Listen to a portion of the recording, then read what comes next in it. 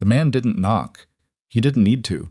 He just stood at the edge of Lenora Whitlock's property line and shouted loud enough for half of Blackthorn Pass to hear. "You stay away from the gathering tonight, Lenora. Decent families don't want death sitting at the same table as their children." His name was Harlan Pruitt. He was a rancher, a deacon's son, and the loudest voice in a town full of loud voices. He said it like it was a favor, like warning a woman that her grief made her contagious was simply good manners. Lenora stood in her doorway. She said nothing. She had learned after 2 graves and 5 years of whispers that silence was the only armor left to her. But this moment, this exact morning, was about to change everything. Because 50 yards down the road, a wagon had just stopped. And a man neither Lenora nor Harlan Pruitt had ever truly reckoned with was sitting on the bench, listening to every word. If this is your first time here, welcome. This channel tells stories about ordinary people who refuse to stay broken. If that's the kind of story you need today, subscribe right now and hit that bell so you never miss one. Drop your city or country in the comments below. I read every single one, and I want to see how far this story travels. Now let's go back to Blackthorn Pass, because what happened next changed that town forever. The winter of 1883 came to Blackthorn Pass like an uninvited guest who'd already decided to stay.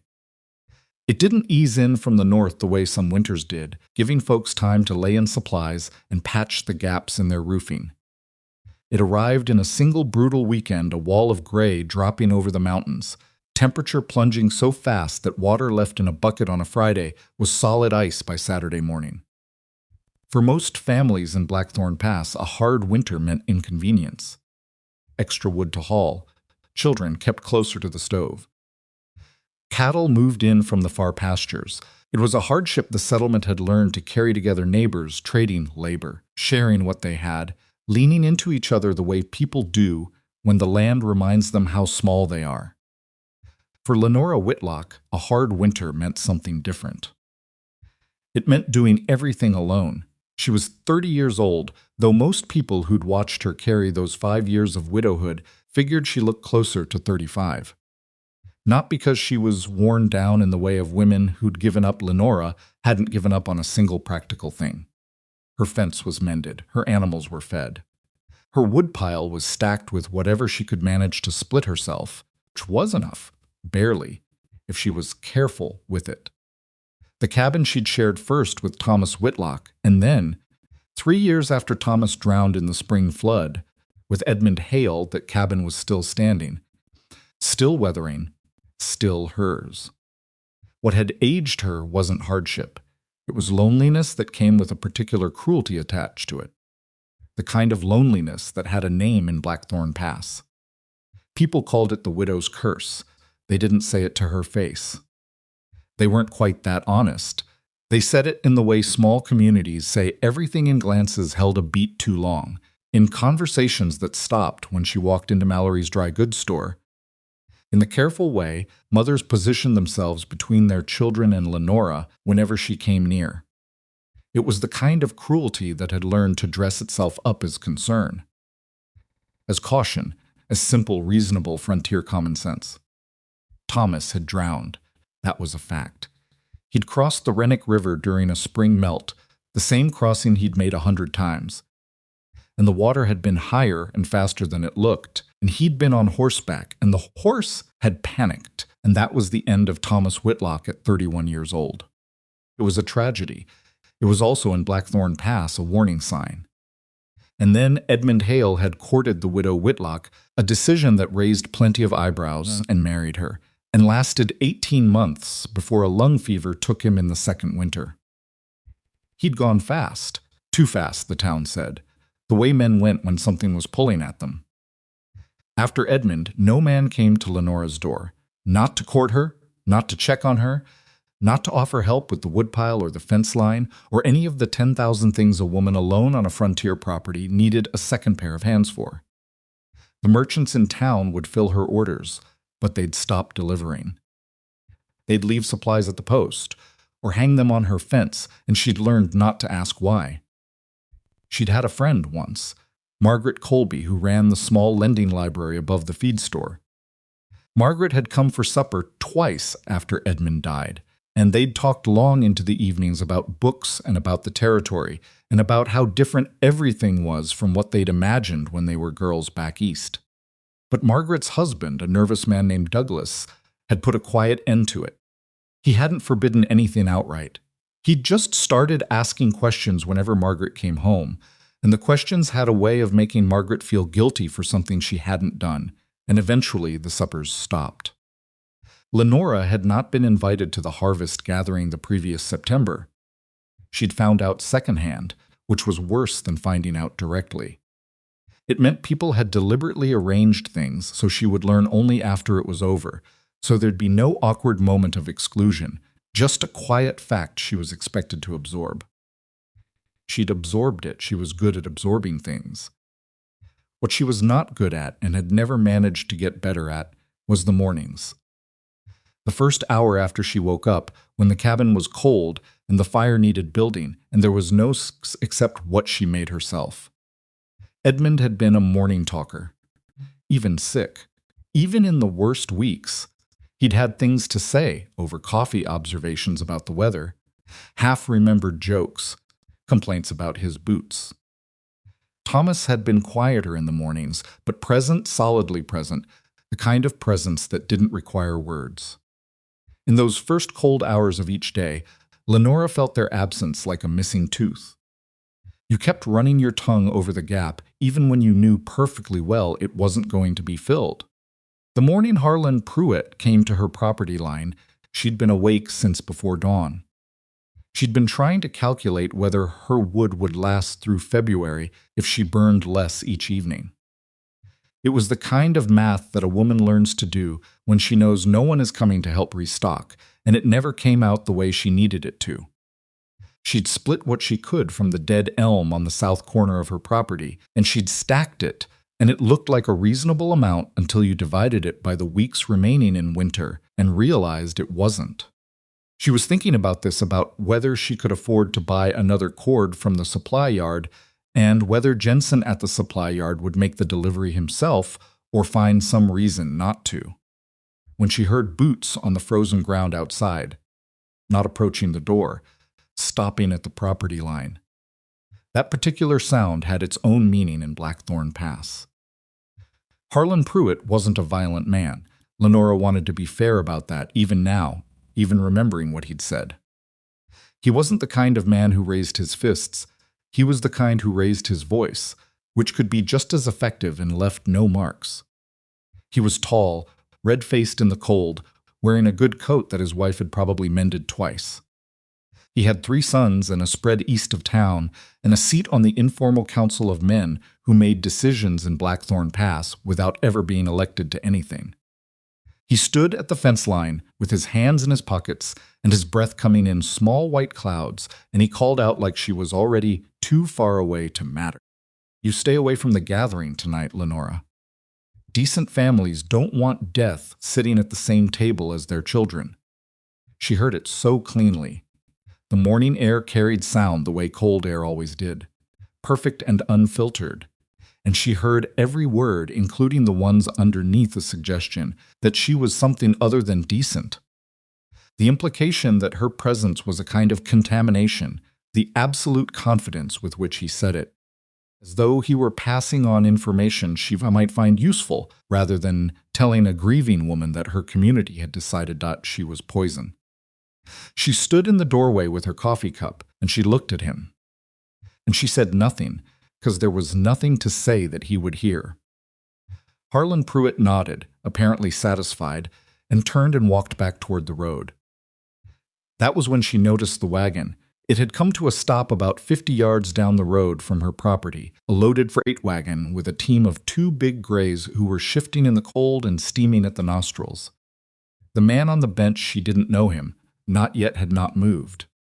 He was sitting perfectly still, watching Harlan Pruitt walk away from Lenora's fence line. Then he did something that made her grip her coffee cup tighter. He picked up the reins. He turned the team, and instead of continuing down the road, instead of driving past the way any reasonable person would have done, He brought that wagon directly up to her property and stopped it in front of her gate. She thought, for one exhausted, furious second, that it was another merchant who decided to leave things at the fence rather than knock. And then the man climbed down from the bench, and she saw that the wagon was loaded with firewood pine, split and stacked, a full cord at least, maybe more, and he was looking at her with an expression she hadn't seen on a man's face since Edmund. Like he was actually seeing her. "Morning," he said. His voice was low, unhurried, the voice of a man who didn't feel the need to fill up space with sound. "I'm Silas Redfern, just came up from the flats. I've got a load of dry pine here, and I heard you might be needing it." Lenora stared at him. He was somewhere in his mid-30s, broad across the shoulders, with the kind of weathered look that came from years of working outside rather than years of age. He wasn't a handsome man in any conventional sense. His nose had been broken at some point and healed slightly crooked, and he had a scar along his jawline that she'd learn later came from a fence wire accident when he was 19. But there was something in how he stood that was different from most men she'd encountered in Blackthorn Pass. He stood like he'd decided where he was going to be and was comfortable with that decision. "I didn't ask anyone to bring wood," she said. "No," he said. "You didn't. Jensen at the supply yard handles my orders." Jensen's backed up 3 weeks on deliveries. He said it without criticism, just as a fact. "I was coming through anyway. Figured there was no sense in a loaded wagon passing a woodpile that needs filling." Lenora looked at him for a moment. Then she looked at the road where Harlan Pruitt had disappeared around the bend. "You heard what he said to me," she said. "It wasn't a question." Silas Redfern looked at the road too, then back at her. "I heard him," he said, "and you still drove up." He seemed to consider this as though he was taking the question seriously rather than brushing it away. "Ma'am," he said finally, "I've been in this territory going on 6 years. I've seen 2 men drown in the Rennick and 4 men die of fever and a whole family taken by a fire that started from a careless chimney. None of it had anything to do with the women who loved them." He paused. "Where do you want the wood?" It was such a practical question. So completely ordinary. After 5 years of people treating her like a problem to be managed or avoided, this man had just asked her where she wanted her wood. She almost didn't know how to answer. "Around the side," she said. "There's a lean-to on the north wall." He nodded and began unloading. She watched him from the doorway for a moment, trying to decide what she was feeling, and finding that it was a complicated mix of things she hadn't sorted through in a long time. Gratitude, yes. Suspicion, absolutely. 5 years had made her careful about people's motives, even people who seemed decent. And something else, something smaller and more fragile, something she didn't want to name because she'd had it before, and she knew exactly how much it cost when it went wrong. She went inside and put more coffee on, because it was the only thing she could think to do that made any sense. When she brought him a cup 20 minutes later, he was halfway through the unloading, and his breath was coming harder in the cold. He stopped and took the cup and said, "Thank you," like she'd done him a favor. "You're new to Blackthorn Pass," she said. "Came up at the end of summer. Bought the Carver property out on the East Road. That land hasn't been worked in 3 years. "I know," he drank his coffee. "That's why I could afford it." She almost smiled. Not quite, but almost. "You know what they say about me," she said. It wasn't a warning, exactly. It was closer to an obligation she felt to give him the information he'd need, the same way you told a man about a soft spot in the ice before he stepped onto the pond. He handed her back the empty cup. "I know what people say," he said. "People say a lot of things." He picked up another piece of pine. "I tend to look at evidence. 2 dead husbands is a lot of evidence," she said, and she heard her own voice dry, a little bitter, tired in a way she didn't usually let anyone hear. He set down the wood and looked at her, not with pity. Not with the careful blankness that some people used when they didn't know what to say about grief. He looked at her like what she'd said was worth considering seriously. "Rivers kill careless men," he said. "Sickness kills careful ones." Neither of those things is something a woman brings to the door. He picked the wood back up. Seems to me the evidence points somewhere else. Lenora stood there in the cold with the empty coffee cup in her hand and didn't say anything for a long moment. What does the evidence point to? She finally asked. He stacked the last piece in the lean-to and turned around. There was something in his expression that she wouldn't be able to fully identify until much later, something that was not quite amusement and not quite gentleness, but was somewhere in between. That Blackthorn Pass needs better things to do with its winters, he said. He climbed back onto the wagon bench, picked up the reins, and looked at her one more time. I'll be coming through again next week, he said.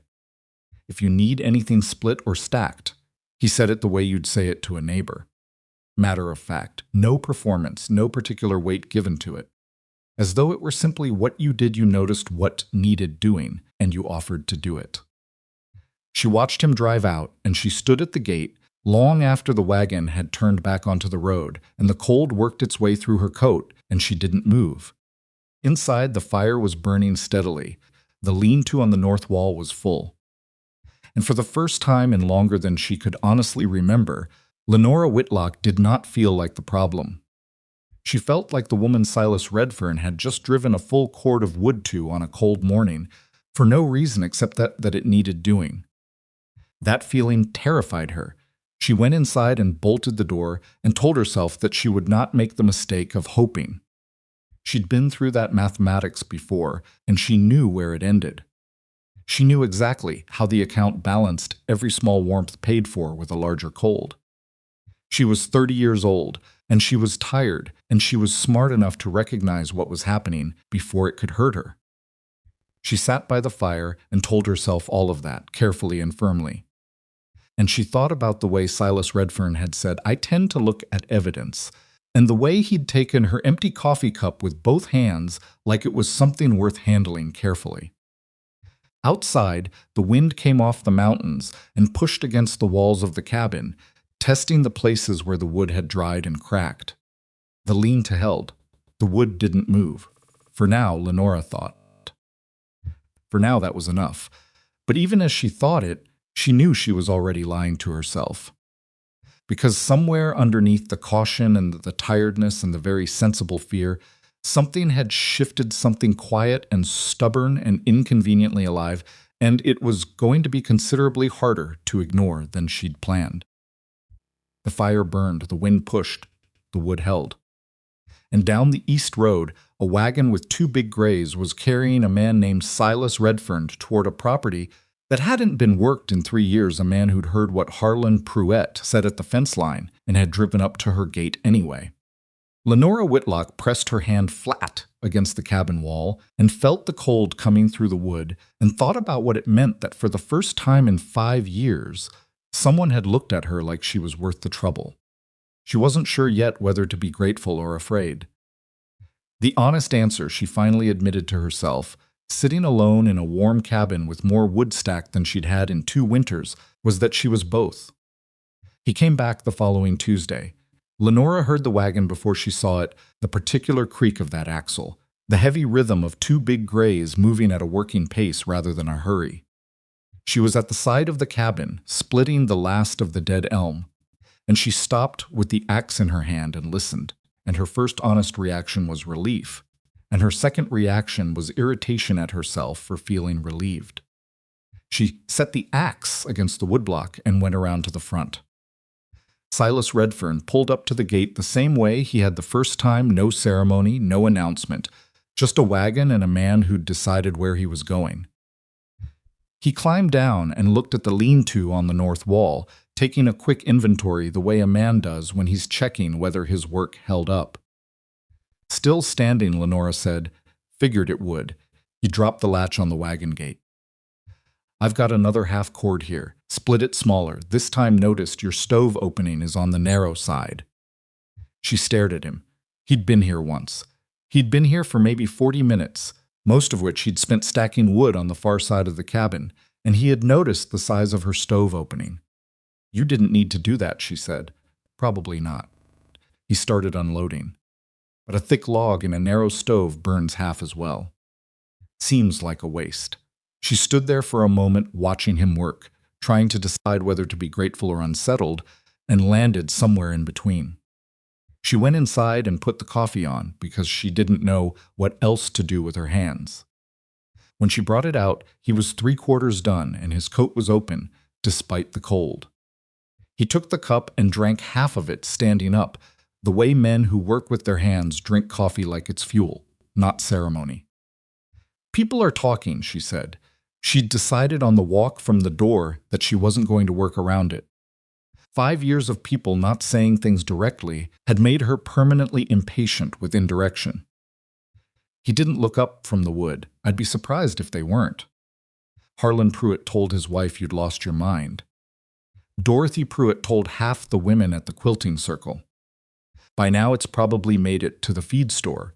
Silas set down a piece of pine and straightened up and looked at her with an expression that was not quite amusement, but was close enough to be aggravating. What exactly did Harlan say I'd lost my mind over? Bringing wood to the cursed widow. She said it flatly, the way she'd learned to say it not with anger, because anger took energy she'd stopped having, and not with self-pity, because self-pity was a hole you could fall into and never climb back out. Just as a fact, the cursed widow, that was what she was in Blackthorn Pass, and Silas Redfern needed to understand that coming to her property wasn't a neutral act. He picked the wood back up. Harlan Pruitt runs cattle on land that belonged to his father and his father's father, and he's never in his life had to figure out whether something was true or just something everyone repeated. He stacked the last 2 pieces. That's a particular kind of stupid that has nothing to do with intelligence. Man could be perfectly smart and still never question a single thing he was handed. Calling Harlan Pruitt stupid won't make him less dangerous, Lenora said. Silas closed the wagon gate and turned around. No, he said. It won't. I'm not calling him stupid to be clever about it. I'm saying he's never had to think about whether what he believes is actually true, and that makes him confident in ways that careful people aren't. He paused. Careful people like you. She hadn't expected that. She felt something shift in her chest, not warmth exactly. More like the feeling of a door that had been stuck for years, suddenly moving on its hinges. Just an inch, just enough to let air through. You don't know anything about me, she said, not harshly. Just honestly. No, he agreed. I don't. He picked up his empty cup from the fence post where he'd set it. But I know you've been managing this property alone for going on 5 years. I know your fence line is better maintained than most of the spreads in this territory that have 2 men working them. And I know that when a man comes to your gate and says something cruel to you in front of a road, you don't flinch. He handed her the cup. That's not nothing.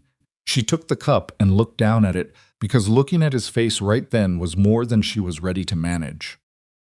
Thank you for the wood, she said. I'll be back next week. He climbed up to the bench. The split size on the stove is wrong.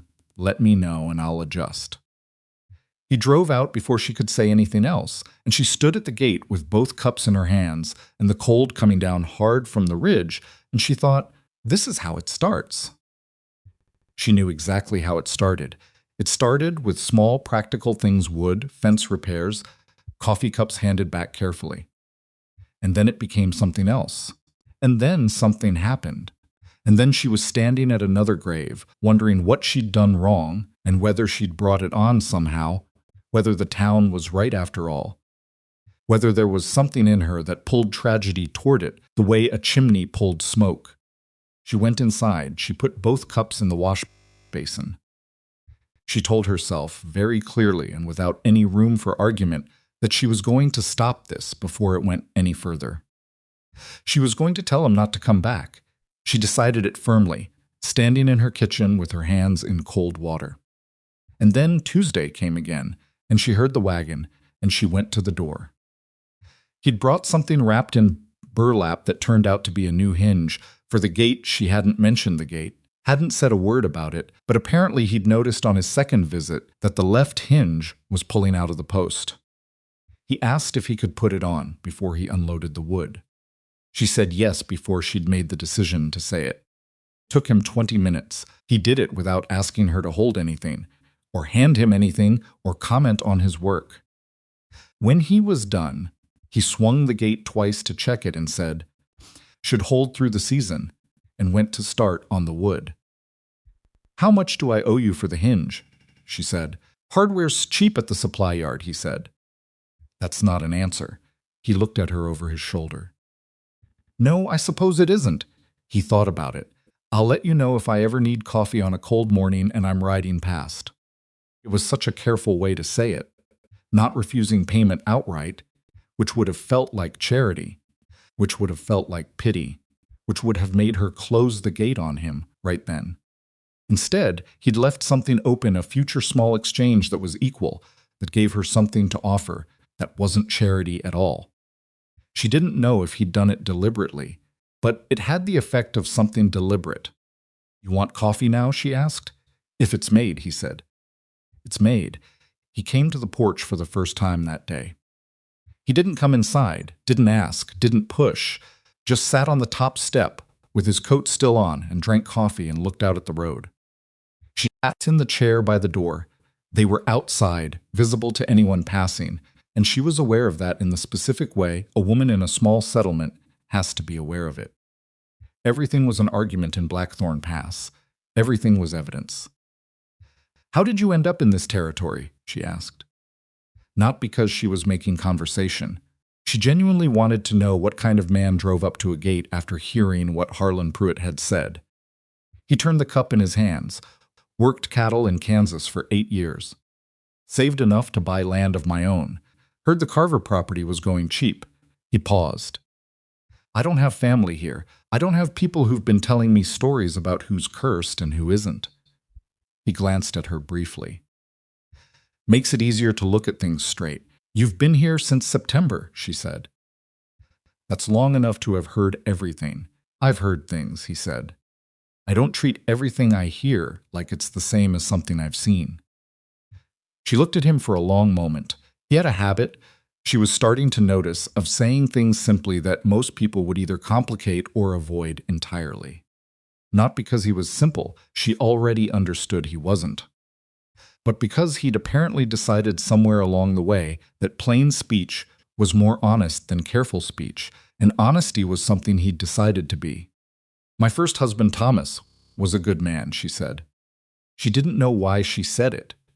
It just came out, the way things came out sometimes when you'd been holding them for too long. "He was impulsive, and he was sometimes reckless, and I told him not to cross the Rennoc that morning because the water was high. Crossed it anyway." She stopped. Edmund was careful. Edmund was the most careful man I've ever known. He checked every gate twice, and he never went out without 2 coats in the cold, and he died anyway from something he breathed in. She looked out at the road. "There's no lesson in it. That's what nobody in this town can accept. There's no lesson.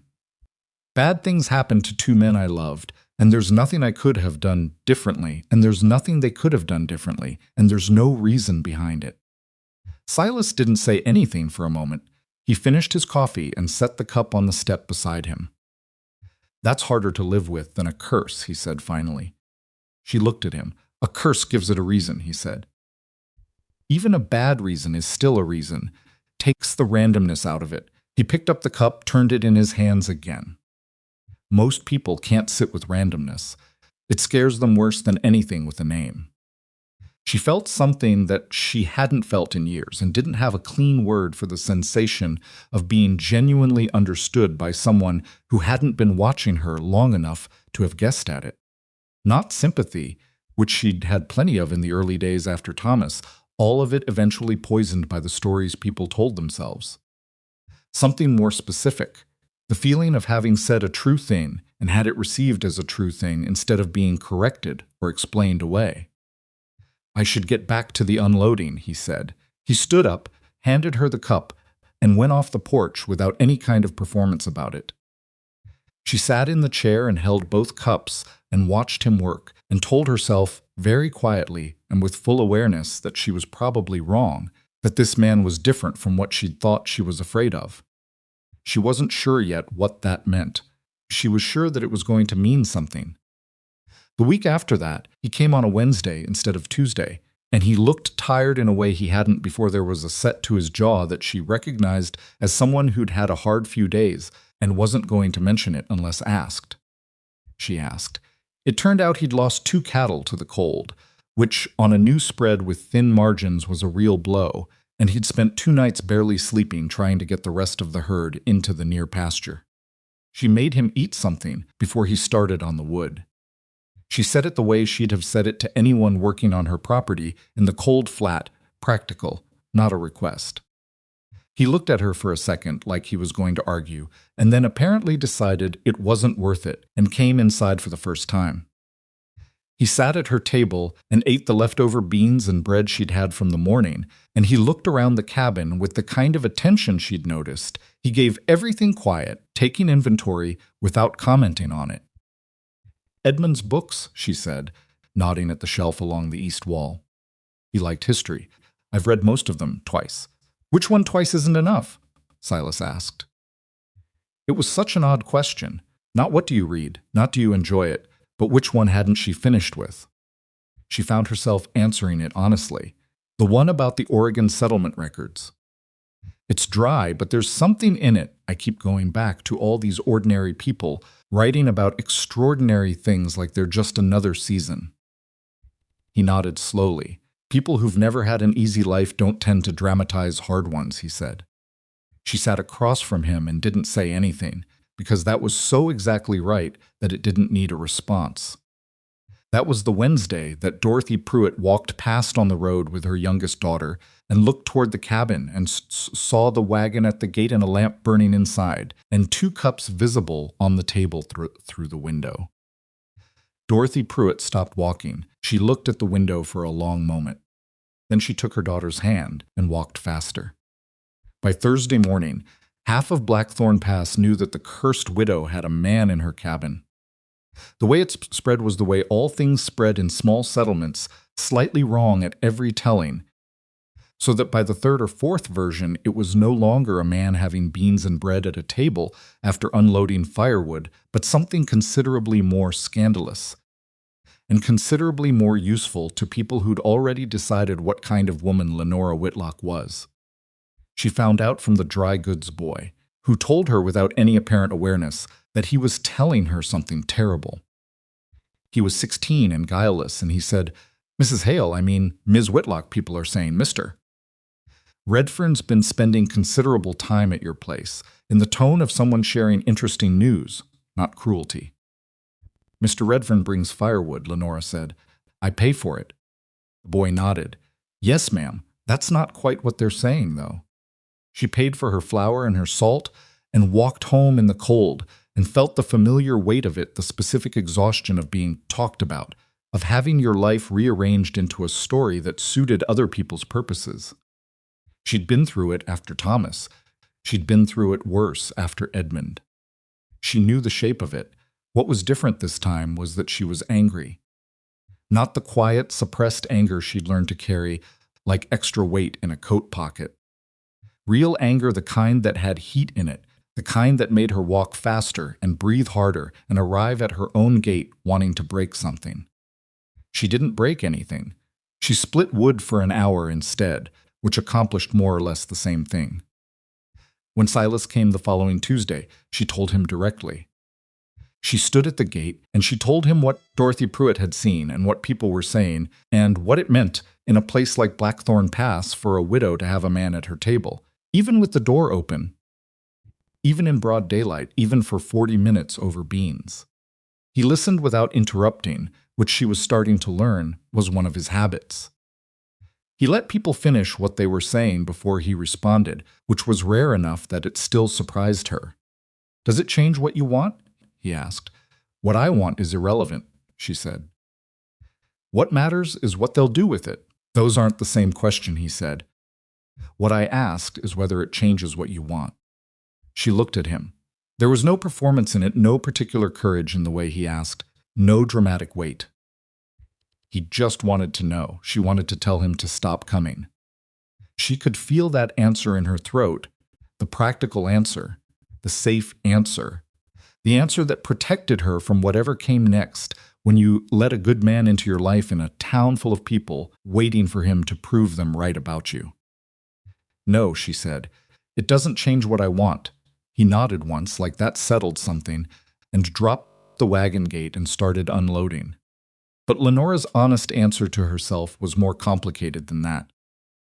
Because what she wanted, what she'd noticed herself wanting, quietly and with considerable alarm, was not just the firewood or the gate hinge or the careful way he answered questions. What she wanted was the thing she hadn't admitted out loud to anyone, not even to herself in the private early mornings when the fire was low and the cabin was cold and the silence had weight. She wanted Tuesdays. Not Silas in any dramatic or particular sense. She was too careful and too scared for anything that definite. But the sound of the wagon, the particular creak of that axle, the fact that there was a day of the week that had a different character from all the others, a shape to it, a direction. She'd forgotten what it felt like to have a day that you were moving toward instead of just through. She hated knowing that. It felt like vulnerability pressed flat against the window glass of a cold room, visible to anyone who happened to look. The gathering at Alderman Foster's barn came in the second week of February, the kind of community event that Blackthorn Pass used to consolidate its opinions, ostensibly a winter supper, actually a kind of collective accounting. Who was doing well, who wasn't, who was behaving, who wasn't. Lenora had stopped attending these things 2 years ago, after the second one where the chairs around her filled in last and conversations died when she approached. This year, she went. She went because she was angry, and because she was tired of the anger having nowhere to go, and because she had decided, somewhere between splitting wood and lying awake listening to the wind, that she was not going to spend another winter retreating from people who'd never done anything to deserve the ground they'd ceded to them. She arrived late, which was intentional. She wasn't going to stand near the door and give people the opportunity to watch her decide whether to come in. She walked directly to the food table and filled a plate and turned around to find a place to sit. The room arranged itself around her in the usual way. Not dramatically, not obviously. Just the subtle geometry of people suddenly finding other people they needed to talk to, other directions to face. She was used to it. She had her plate, and she was looking for a chair at the end of one of the long tables, somewhere unobtrusive where she could sit and eat and leave without incident. That was when she saw Silas Redfern across the room. He was standing with 2 men she didn't recognize, likely men from the eastern spreads, newer to the territory, and he was in the middle of what looked like an ordinary conversation about cattle prices. He looked up and saw her at the same moment she saw him, the way you sometimes look up for no particular reason and find exactly the thing you were maybe looking for without knowing it. He excused himself from the conversation. He crossed the room. The room noticed. Not all at once, not with any dramatic hush, but Lenora felt it, the small adjustments in attention, the conversations that didn't quite stop but changed direction, the weight of eyes that were pretending not to follow him. He came to where she was standing with her plate and said, "There's room at the end of the table," and walked there and sat down like it was the simplest thing in the world. Like she was just a person he knew and the place beside her was just a place to sit. She sat down. She put her plate on the table. Her heart was doing something she didn't fully approve of, beating with a kind of urgency that felt disproportionate to the act of sitting down at a supper table. But she understood with perfect clarity what Silas had just done. It wasn't a small thing dressed up as a small thing. It was a large thing dressed up as a small thing, which was different and considerably braver. In Blackthorn Pass, where a man sat at a winter supper, was a statement. Everyone in that room understood it, and Silas Redfern had just made a statement in a room full of people who'd spent 5 years making a different one. She picked up her fork. "You didn't have to do that," she said quietly. "Do what?" he said, and started eating. She looked at the side of his face, that slightly crooked nose, that jaw scar, the easy way he sat like he was comfortable wherever he happened to be, and understood that he was not being falsely modest. He genuinely seemed to regard sitting beside her as a thing that required no particular justification. She found that remarkable. She found it, if she was honest, a little undoing. Across the room, she caught Harlan Pruitt watching them. He was standing with a group of men near the south wall, and he wasn't pretending to look at something else, he was looking directly at their table. And the expression on his face was the expression of a man who'd stated something as fact and was watching evidence accumulate against it. She held his gaze for 3 full seconds. Then she turned back to her food. Beside her, Silas was talking about whether the eastern pasture on the Carver land was worth attempting to bring into rotation this spring. And the conversation was so completely ordinary that she found herself responding to it normally, and then continuing to respond to it, and somewhere in the course of eating bad supper food in a room full of people who didn't want her there, she spent 45 minutes talking to a man about soil and fencing and cattle weight without once thinking about the graves on the hill west of town. When they stood to leave, she was aware of the room watching. She put on her coat and she said goodnight to Silas on the porch outside, where the cold hit immediately and the stars were very bright, and the sound of the gathering inside was muffled by the walls. "Thank you," she said, "for sitting there. I was hungry," he said. She looked at him. The corner of his mouth moved, almost a smile, not quite. "Good night, Lenora." It was the first time he'd used her name without the ma'am attached to it. She walked home in the dark on the frozen road, her breath coming in white clouds, and she thought about what had just happened.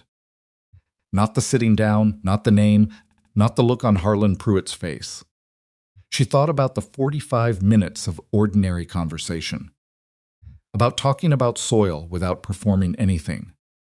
About eating supper in a room full of people and not feeling, for most of it, like a problem. She thought about the fact that it had taken a stranger from Kansas who knew nothing about her history and had no investment in her town's stories to simply sit beside her and make that possible. And she thought about how thoroughly enraging it was that it required that. That 5 years of being careful and decent and present hadn't changed anything, and one man sitting down at a table had shifted the room's geometry in a way she could actually feel. She got home. She built the fire up. She sat in the chair by the door, and she did not sleep for a long time. What kept her awake was not happiness, though there was something adjacent to happiness pressing at the edges of the night. What kept her awake was the old fear, arriving now with more specific material to work with. Because it was one thing to be afraid of feeling something for an idea. It was another thing entirely to be afraid of feeling something for a man who brought correctly split wood and fixed hinges and sat beside you at winter suppers and used your name like it was just a name. She thought about Thomas crossing the Rennick. She thought about Edmund breathing that bad winter air. She thought about 2 mornings that had started ordinary and not ended that way. And she thought, what if? She'd spent 5 years with what if aimed backward. What if she'd made Thomas wait? What if she'd gotten Edmund a doctor sooner? What if she was somehow the common element in 2 separate tragedies? She'd spent 5 years with that version of the question, and it had been slowly, quietly eating her. But sometime in the dark, before the fire settled to coals, the what if turned and aimed itself forward instead of back. What if a man could sit beside her at a table and nothing terrible happened? What if the next Tuesday and the next and the one after that could just be Tuesdays, unremarkable and warm? What if the town was wrong and had always been wrong, and the proof of it was accumulating 1 cord of wood at a time? She didn't trust it.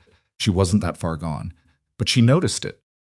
She let herself notice it, which was more than she had allowed herself in a long time. Outside, the wind off the ridge pushed at the cabin walls. The fire clicked and settled.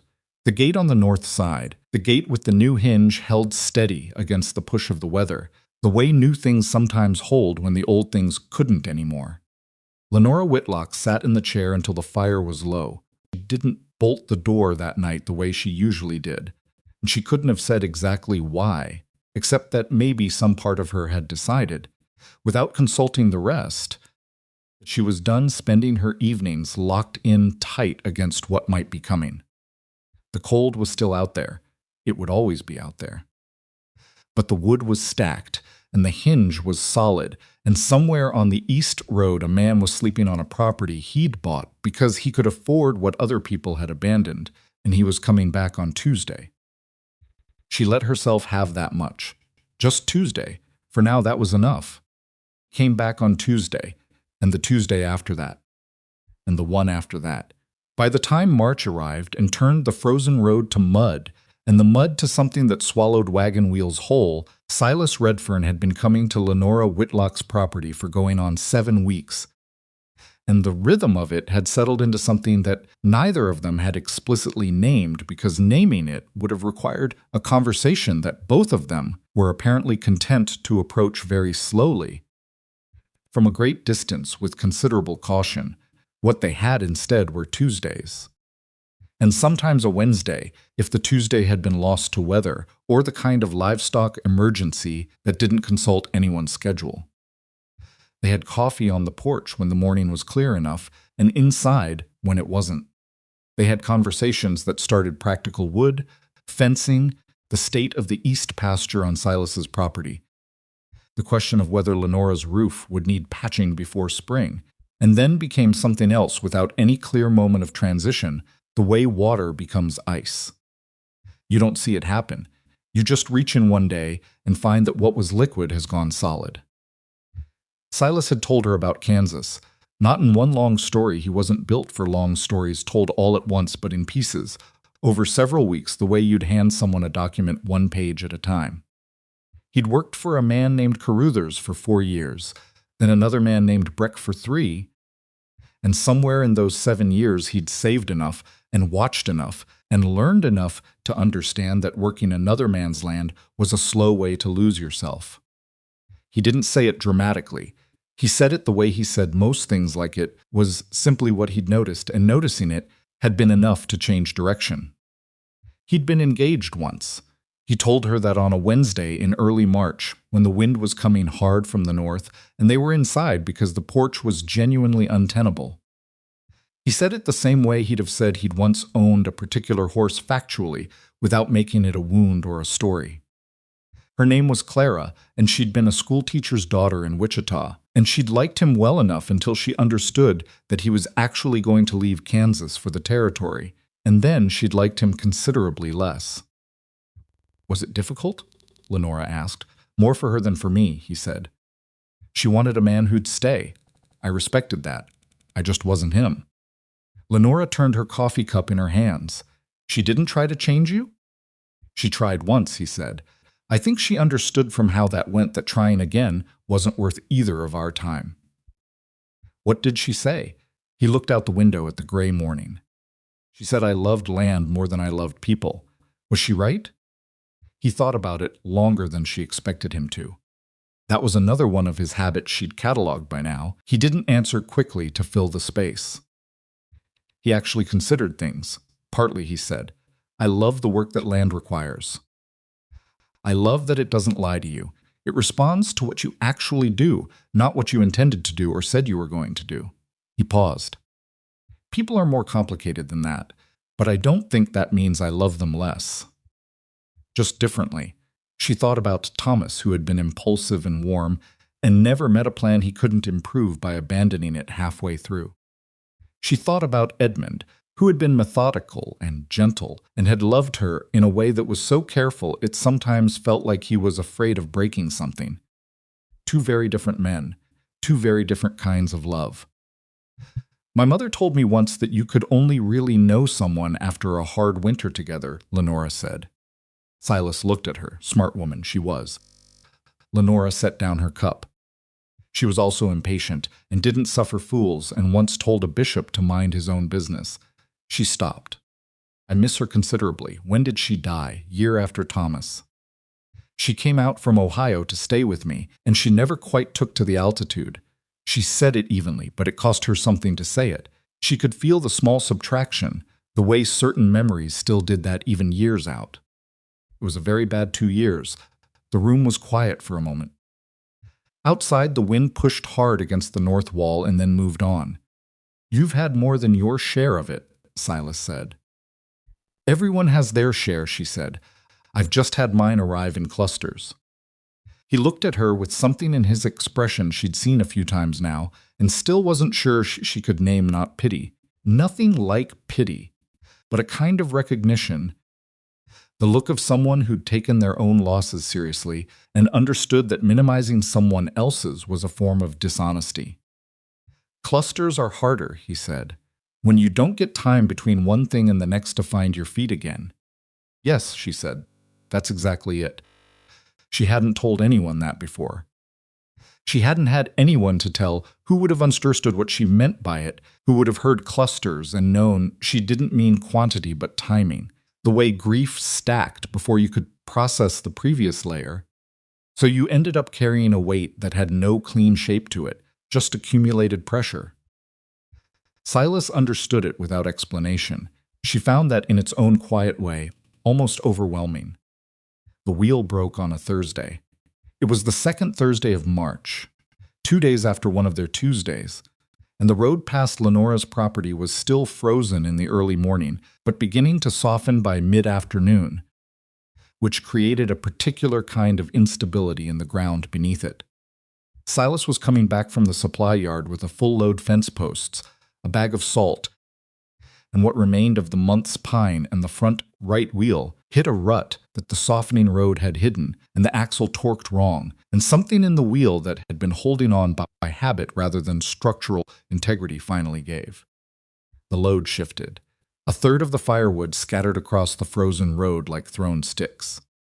This happened directly in front of Lenora's property, close enough that she heard the crack and the clatter from inside the cabin, and came out to find Silas standing beside the wagon examining the wheel with the particular expression of a man doing a rapid financial calculation and not enjoying the results.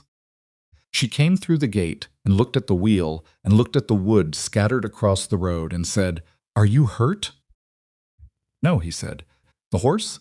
They're fine." He was crouching now, looking at the brake. Hairline fracture in the hub. Old one, see how the wood's darker along the split? This didn't happen today. She crouched beside him and looked. He was right, the fracture line was darker, drier, the split of something that had been under stress for a long time and had finally resolved that stress in the worst possible location. They both stood up. From the road in both directions, several people had stopped. It was the kind of thing that stopped people: a broken wagon, a scattered load, a man crouched in the road. 2 men on horseback who'd been coming from the direction of town pulled up and looked at the scene, and Lenora recognized one of them as Garrett Oakes, who ran the livery and was one of Harlan Pruitt's closer associates. And she saw the moment Oakes registered where the wagon was and who was standing beside it. "Redfern," Oakes called out. He didn't call it like a greeting. "Wheel go on you?" "It did," Silas said. Oakes looked at Lenora. Then at the scattered wood. Then back at Silas. And there was something in his face that was trying to look like concern and wasn't quite getting there. "Seems like bad luck," he said. "Seems like the kind of thing that happens to men who spend time in certain places." Silas was quiet for a moment. He looked at Oakes on the horse, and he looked at the wheel in his hand, and he looked at the scattered wood across the road. "It's an old fracture," Silas said. "Probably started last fall. Bad repair on the previous owner's part. You can see the plug they used is the wrong kind of wood for a load-bearing joint." He held the broken section of hub up so Oakes could see it if he cared to look. "This broke because it was going to break. Nothing to do with where I was when it happened." Oakes didn't look at the hub. He'd already gotten what he came for, which wasn't information, it was the image of Silas Redfern's broken wagon in front of Lenora Whitlock's property, which he could take back to Harlan Pruitt and to the conversations at the feed store and to the accumulated story that Blackthorn Pass had been telling itself about Lenora for 5 years. "Sure," Oakes said, "if you say so." He touched his hat to Silas, not to Lenora, and rode on. The other horsemen followed without a word. Lenora looked at where they'd gone. She felt the anger, the same heat she'd been carrying since February, but sharper now, because this was different from people avoiding her at the dry goods store. This was a man looking at physical evidence and choosing to not see it because the story was more useful than the fact. "He won't tell it right," she said. "No," Silas said. "He won't. By tonight, they'll be saying your wagon fell apart the moment you drove onto my property. Probably. And you knew that was going to happen when you told him about the fracture anyway. He set the broken hub down and started picking up scattered firewood. I told him because it was true. What he does with true things isn't something I'm responsible for. She stood there for a moment and then started picking up wood too, because the alternative was standing still while being furious, which was pointless. They cleared the road in about 20 minutes, stacking what had fallen back into the wagon bed. And then Silas walked to her lean-to for the spare planking he'd noticed on his third or fourth visit and had already apparently filed away as potentially useful, and he began working on a temporary repair that would get the wagon off the road. She handed him things when he needed them, which he indicated with a word or a gesture, not a full sentence. They worked like that in a silence that was not uncomfortable, which was its own kind of information, the kind of silence that only happened between people who'd moved past the stage of needing to fill every space with proof that they were getting along fine. It took him the better part of an hour. The repair was not elegant, and he said, so he'd need a new hub, which meant a trip to the wheelwright in the next town over, which meant 2 days he didn't have at the moment. But it would hold for local roads if he was careful. When it was done, she said, "Come inside. I'll make something hot." He came inside. They ate in the cabin in the mid-afternoon, which was different from the porch coffee or the quick meal she'd made the time he'd come exhausted. This was slower. Later in the day, the light changing through the window as the afternoon went, and they ate and talked, and the talking went longer than either of them had planned, or at least longer than Lenora had planned. And she suspected that Silas hadn't made a plan about it at all, because that was how he seemed to operate. He'd decided what was worth doing, and then did it until it was done, without a great deal of anxiety about the clock. He was asking her about the garden when they heard the sound of horses. Not one or two, several, coming down the road from the direction of town at a pace that was too quick for casual travel. Lenora went still. Silas turned toward the window. There were 4 of them. Harlan Pruitt, Garrett Oakes, a man named Sloan who owned the tannery, and a 4th man she didn't immediately recognize who turned out to be Sloan's brother-in-law, visiting from out of the territory. They stopped at the gate. Pruitt didn't come in. He sat on his horse at the gate and called out the same way he'd called out in January, loud enough to be heard, designed to be heard, using volume the way some men used weapons. "Redfern, I hear you had some trouble on the road." Silas looked at Lenora. She nodded once, not permission, exactly. More like acknowledgement that whatever came next was something they were in together, whether they'd decided to be or not. He went to the door and opened it and stood in the doorway. "Wheel broke," he said. "Fixed it." "Broke right here," Pruitt said, gesturing at the road in front of the property. "Right here, of all places. Broke here because I was driving here," Silas said. "Could have broken anywhere. Would have given time." "Funny thing, though," Pruitt said, and his voice had that quality Lenora hated most about him, the performance of reasonableness. The tone of a man pretending to think out loud when he'd already arrived at his conclusion before he'd saddled his horse. 2 husbands, now a broken wagon.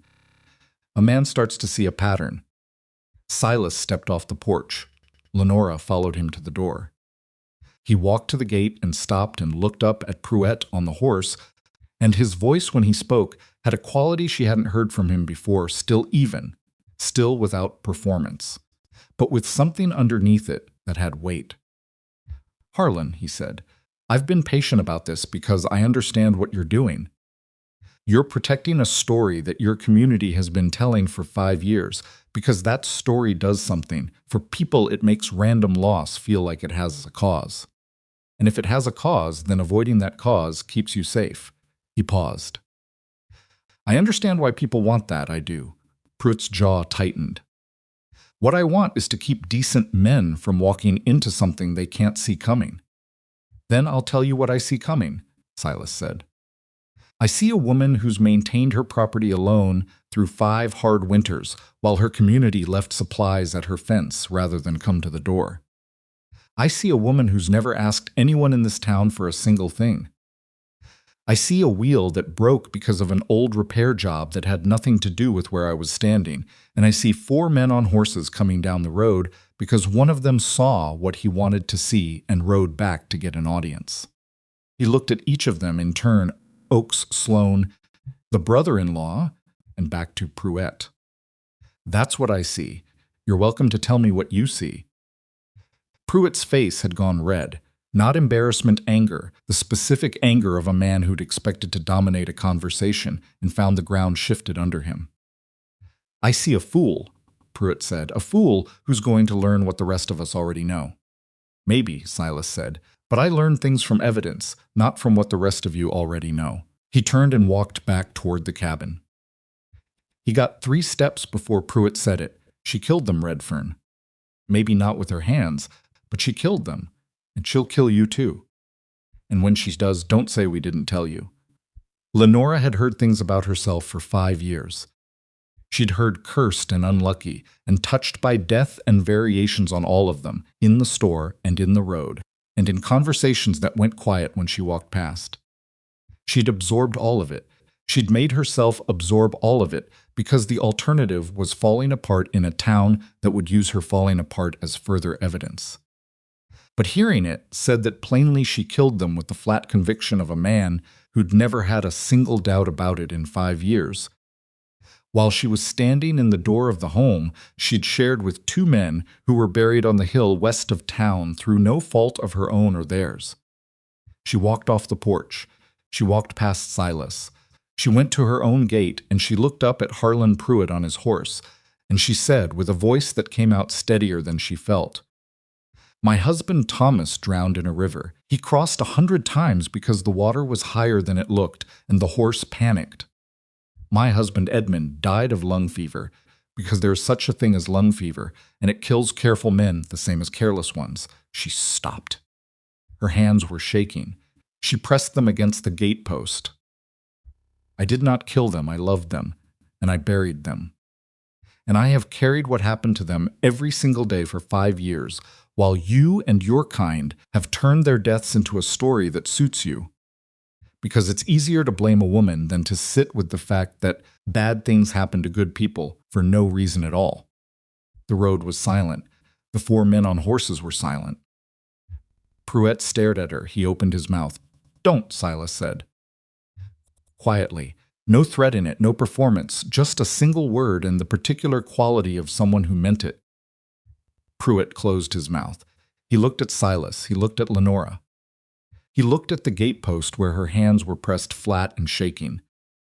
And something passed across his face that was not apology and was not quite guilt, but was somewhere in that territory the look of a man who has said something in public that he cannot take back and is only now understanding what it cost. He turned his horse. The other 3 turned with him, one by one, with the particular silence of men who'd come expecting to witness a confrontation of a different kind and found themselves witnesses to something they hadn't prepared for. They rode back toward town. Lenora stood at the gatepost with her hands still pressed against it and felt the shaking move up through her arms and into her shoulders. She was not going to cry. She had decided years ago that Blackthorn Pass was not going to get her tears, and she'd held that line through worse than this. She breathed through her nose, and she looked at the road where the 4 horses were getting smaller, and she held on to the gate post until the shaking stopped. Silas came and stood beside her, not touching, not speaking, just present. After a minute, she let go of the gate post and turned around. "I'm sorry," she said. Her voice was rough. "For what he said to you." "Don't apologize for Harlan Pruitt," Silas said. "I'm not apologizing for him. I'm apologizing for the fact that associating with me costs you things." He looked at her steadily. "I know what it costs me, Lenora." "Do you?" "Yes." She looked at him and felt the question that had been living underneath all the Tuesdays since January, trying to work its way to the surface. She kept it down. This was not the moment she was shaking and angry, and the afternoon light was going thin and gray, and she needed time, the same thing she'd been giving herself all these weeks, time to be sure of what she was feeling before she said it out loud. You should get the wagon off the road before dark, she said. I should, he agreed. He didn't move immediately. He stood there for another moment and looked at her with the expression she still hadn't found a name for, the one that was not pity and not sympathy and was something more specific than either. Then he said, You did the right thing, standing up to him. I don't know if it was right, she said. It was necessary. Sometimes those are the same thing. He went to the wagon and climbed up and gathered the reins, and she watched him pull out through the gate and onto the road, repaired wheel holding, the two big grays moving steadily in the dimming afternoon light.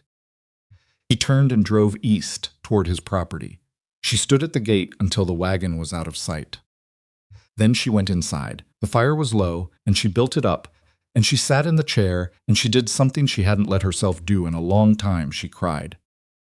Not the performative crying of someone making a show of their grief, not the desperate crying of someone who'd lost something that day. Just the quiet, ordinary release of someone who'd been holding on very hard for a very long time and had briefly let go. She cried for Thomas. She cried for Edmund. She cried for her mother, who had come from Ohio and never quite taken to the altitude. She cried for 5 winters of silence and supplies left at the fence and chairs that filled in last and conversations that died when she walked into a room. And when she was done, she wiped her face on her sleeve the way her mother had taught her not to, and she looked at the fire and felt, underneath the tiredness and the aching and the residue of anger, something she hadn't expected. Something that felt almost clean. Like a wound that had been held shut for years had finally been allowed to open and drain, and the pain of it was real, but it was also the beginning of something that could now, maybe, start to heal. She sat with that for a while. Outside, the road was empty, and the wind was quieter than it had been all day. And the gate on the north side, the gate with the new hinge, was latched and solid against the dark. She was still sitting there when she heard it. Not the wagon he wouldn't come back tonight. There was no reason for it. Something smaller. Footsteps on the frozen ground, coming to the door, not the gate. A knock, which was unusual, because most people in Blackthorn Pass who knocked on her door, of whom there had been very few in recent years, knocked at the gate. She opened the door. Margaret Colby was standing on her porch. She had on her good winter coat, and her face was pink from the cold, and she was holding a cloth-covered dish that steamed slightly at the edges, and she looked at Lenora with an expression that was equal parts guilt and determination, which Lenora recognized as the expression of someone who'd argued with themselves all the way down the road and arrived having already won. I heard what Harlan Pruitt said, Margaret said. Dorothy told it wrong. She makes everything sound worse than it is, but I heard what actually happened, and I thought. She stopped. She held out the dish. I made too much stew. Douglas is visiting his brother. I thought, come in, Lenora said. Margaret came in. She sat at the table that Silas had sat at earlier that afternoon, and Lenora got bowls, and they ate the stew, which was good, considerably better than the beans she'd served Silas, and they talked. Slowly at first, the way 2 women who'd been interrupted for 2 years talked when they finally found themselves in the same room again, carefully, feeling for where the ground was solid. But Margaret had apparently done enough arguing with herself on the road that she'd burned through the carefulness. And by the time they'd gotten halfway through the stew, they were talking the way they'd talked in the evenings 2 years ago. About books and about the territory and about the particular exhaustion of living in a place that had very strong opinions about how women ought to be.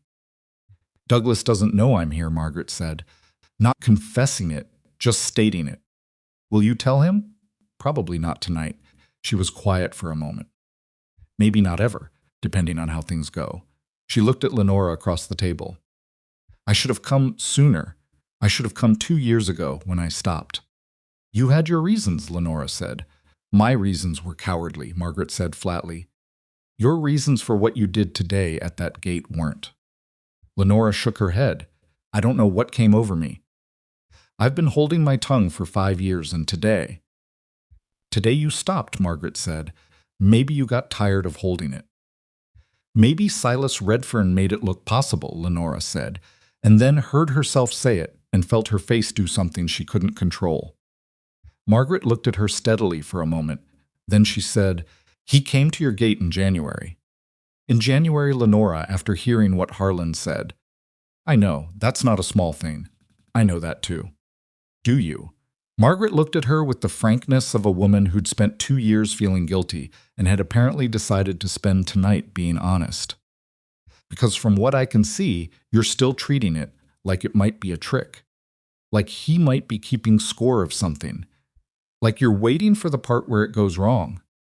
Lenora looked down at her stew. "You can't blame me for that." "I don't blame you," Margaret said. "I just think." She stopped. "I think a person can get so used to bracing for the hit that they don't notice when the hitting has stopped." The fire crackled.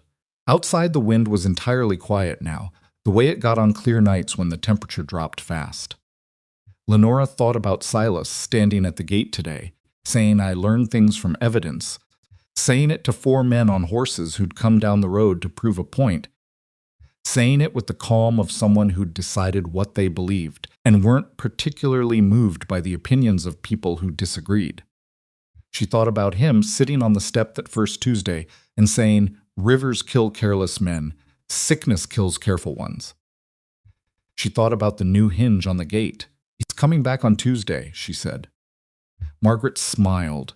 It was the first time Lenora had seen Margaret smile in 2 years, and it looked exactly like she remembered, wide and a little crooked and absolutely genuine.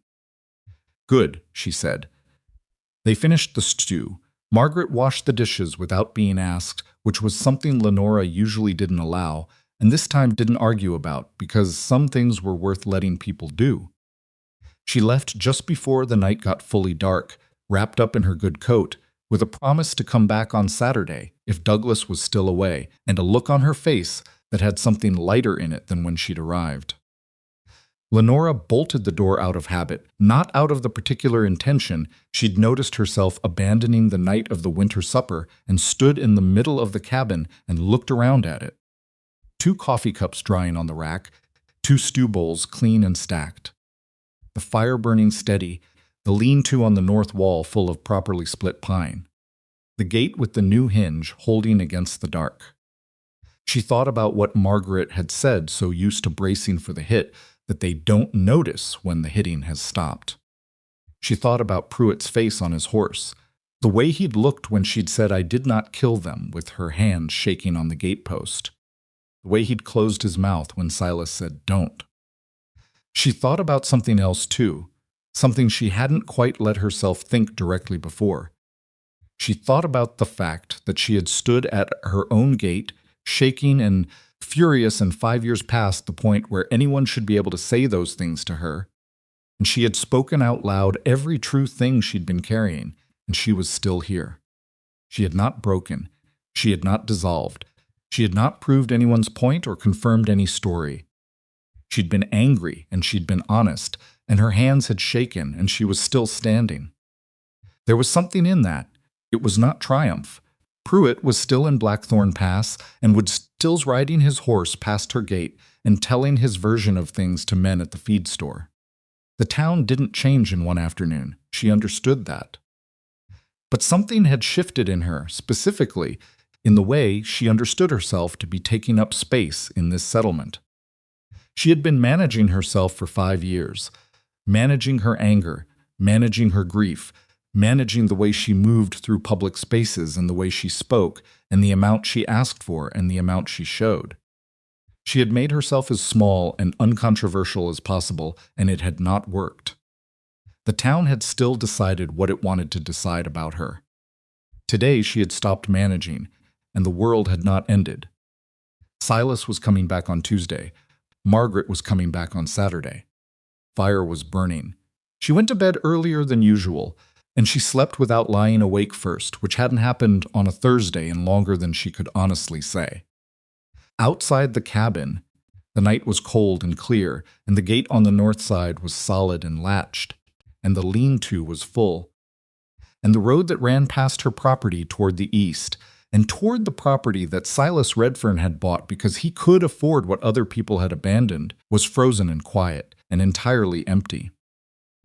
But Tuesday was coming, and Lenora Whitlock, for the first time in 5 years, was not afraid of what was coming toward her.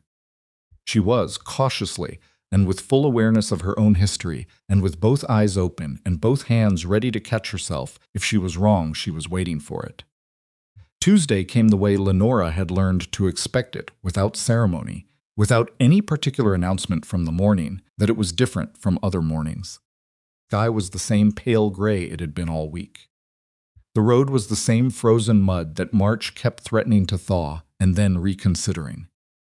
And the sound of the wagon came at the same hour it always did, that particular creak she'd stopped pretending she wasn't listening for. But something was different this Tuesday, and she knew it before Silas climbed down from the bench. He moved slower than usual, not injured slow, not sick slow, but the measured pace of a man who'd been thinking hard about something for several days and had arrived at a conclusion that required careful handling. She recognized it because she'd been doing the same thing herself since Thursday. Since the gate post and Harlan Pruitt and her shaking hands and Margaret sitting across from her, saying so used to bracing for the hit. He unloaded the wood first. He always unloaded the wood first. That was a fixed point, regardless of weather or conversation or anything else. The work came before the talking, which was a quality she'd come to understand as fundamental to him rather than evasive. He wasn't using the work to avoid anything. He simply believed that things that needed doing should be done before things that needed saying. She brought coffee out when he was halfway through and set it on the fence post and went back inside, which was what she usually did. And she stood at the kitchen table and looked at her hands and thought about what she was going to say and how she was going to say it, and then heard him finish and heard his boots on the porch step. He knocked. He always knocked, even now, even after 3 months of Tuesdays. She'd asked him once why he still knocked when he knew she was expecting him, and he'd said that expecting someone didn't mean they'd forfeited the right to decide whether to open the door. She'd thought about that for longer than she'd expected to. "Come in," she said. He came in and sat at the table the way he'd been sitting at her table for weeks now, easily, comfortably, like a man who'd made his peace with a space.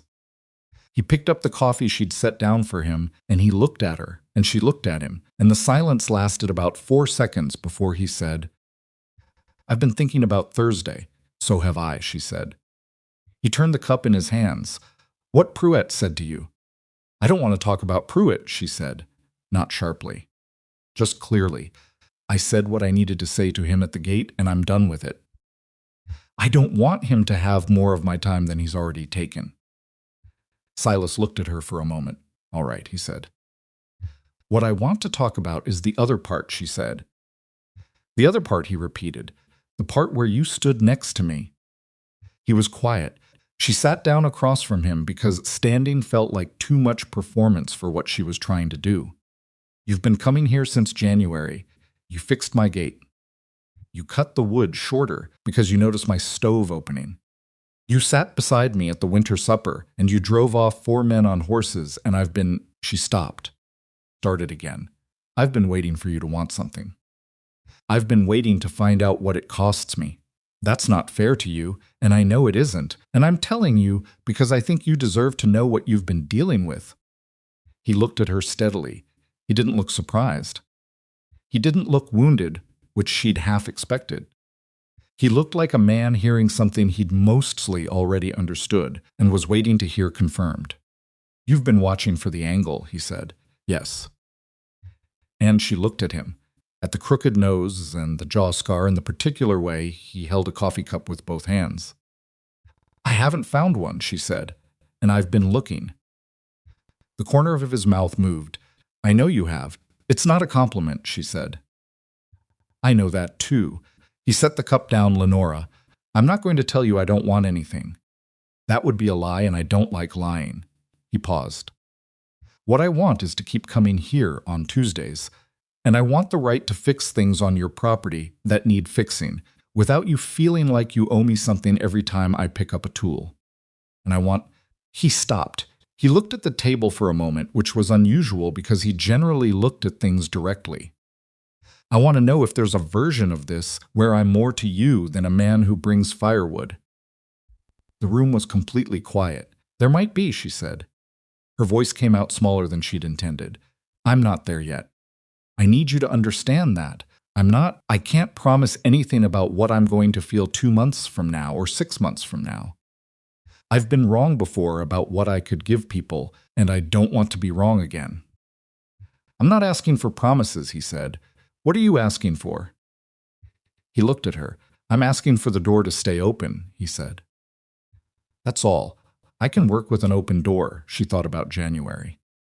Standing in the doorway with the coffee cup while he unloaded wood. The door opened behind her, and the cold coming in and the lean-to filling up on the north wall. She thought about all the nights she'd bolted that door and all the nights she'd stopped. "The door's open," she said. He picked up his cup. She picked up hers. They drank their coffee, and outside the March morning went about its business, indifferent to anything that had just shifted in a small cabin on the road east of Blackthorn Pass. And neither of them said anything else about it for a while, because nothing else needed to be said right then. But something had been decided, not announced, not formalized, not wrapped in anything more dramatic than two people at a table with their hands around warm cups. Just decided, the way real things usually got decided quietly. Between the words, in the space where two people had stopped, pretending they didn't know what was happening. Margaret came back on Saturday as promised, and the Saturday after that, and by the fourth Saturday, she'd stopped mentioning Douglas's whereabouts as justification, which Lenora took to mean that Douglas had either been told or had noticed, and had decided that arguing about it wasn't worth the trouble. Either way, Margaret arrived with food or a book or simply herself, and they talked the way women talk when they've stopped being careful with each other, which was the best kind of talking Lenora knew. Margaret knew about Silas. She'd figured most of it out from what Lenora didn't say as much as what she did, and she asked about him with the specific restraint of someone who was deeply curious and had decided to manage it. "He's coming more than Tuesdays now," Margaret said one Saturday in late March. "He was over Thursday as well," Lenora said. "He found a place on the east wall where the chinking had gone soft." "He was concerned about it. Concerned about the chinking," Margaret said. "What he said?" Margaret looked at her. "And what did you say?" "I said I'd been meaning to get to it. And then?" "And then he fixed it," Lenora said. "And then I made supper." Margaret set down her cup with the deliberate care of someone controlling a reaction. "You made him supper. He'd been working for 2 hours in the cold." "Lenora," Margaret. They looked at each other, and Margaret's mouth curved, and Lenora felt her own face doing something she didn't try to stop. And for a moment the cabin was full of something that had been absent from it for so long that she'd almost forgotten the texture of it, the uncomplicated warmth of a friendship that didn't require anything from her except to be present. "He's a good man," Margaret said, simply, without qualification. "I think so," Lenora said. "I'm still watching." "You'll watch until you've argued yourself out of it," Margaret said. "That's what you do." Lenora considered this. "Probably," she said. "I'm trying not to." "Try harder," Margaret said, and picked her cup back up.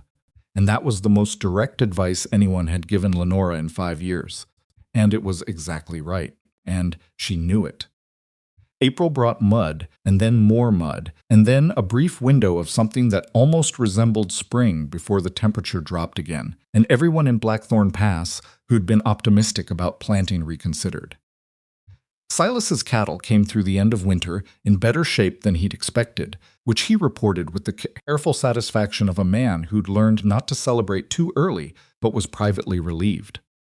He'd lost 2 in March, the ones he'd told her about. On the Wednesday, he'd come looking exhausted and hadn't lost any since, and the east pasture was going to be workable by May if the ground dried in time. He talked to her about the land, the way she'd noticed. He talked about everything he cared about, specifically, with details that meant he'd actually been paying attention. He didn't talk about his cattle in the abstract. He knew which ones were doing well and which ones weren't, and why, And when he described a problem, he described it precisely, which meant when he described a solution she could trust, it was based on actual evidence rather than habit. She'd started doing the same with him, telling him about the garden, about the section of fence on the south side that was leaning, about the question of whether the roof would need patching before summer or whether she could wait another season.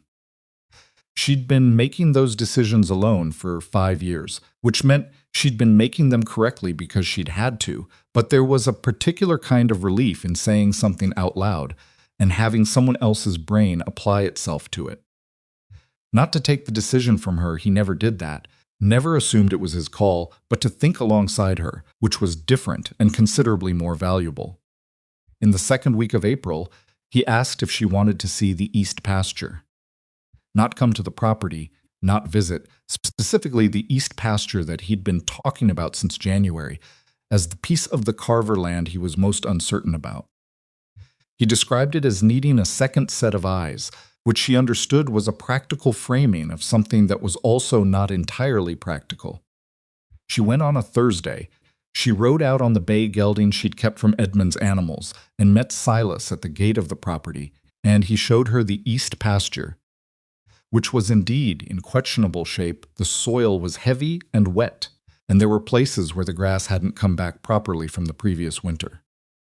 They walked the fence line, which was in worse condition than his main pasture, but better than she'd expected from a property that had sat empty 3 years.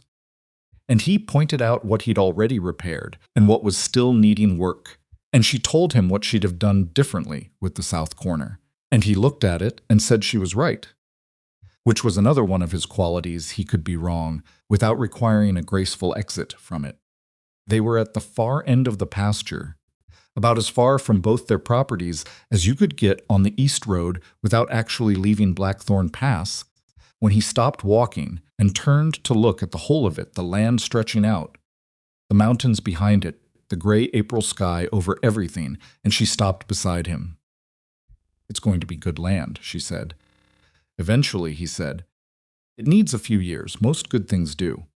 He looked at her sideways, and she realized what she'd said and felt her face warm despite the cold, and then decided she wasn't going to qualify it or walk it back, because she was tired of managing everything she said for the benefit of other people's comfort.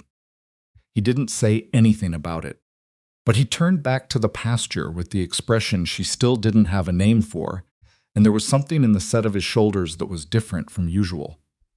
Something that was, she thought, something like happiness, though it was the kind that didn't announce itself. They rode back to her property in the late afternoon, and he helped her with the gate. The new hinge was working perfectly, and he stayed for supper, which at this point was not remarkable, except that the first time it had been remarkable, and now it wasn't, and that shift was its own kind of information. Over supper, she told him about the south fence, and he told her about a problem he'd been having with one of the cattle that he was fairly sure was resolving itself, but that he'd been watching carefully. And they talked about whether it would be dry enough to plant the kitchen garden, and whether the apple tree on the south corner of her property was going to survive another year, or whether it had finally given up. It was the most ordinary evening. Nothing about it would have distinguished it from any other evening between any two people who'd known each other for years and had settled into the comfortable rhythms of proximity, except that they hadn't known each other for years. They'd known each other for 3 months, and the fact that it felt like years, the fact that ordinary was what they'd arrived at, this specific and unremarkable comfort was itself the most significant thing. She thought about that after he left, sitting at the cleared table with the lamp burning low.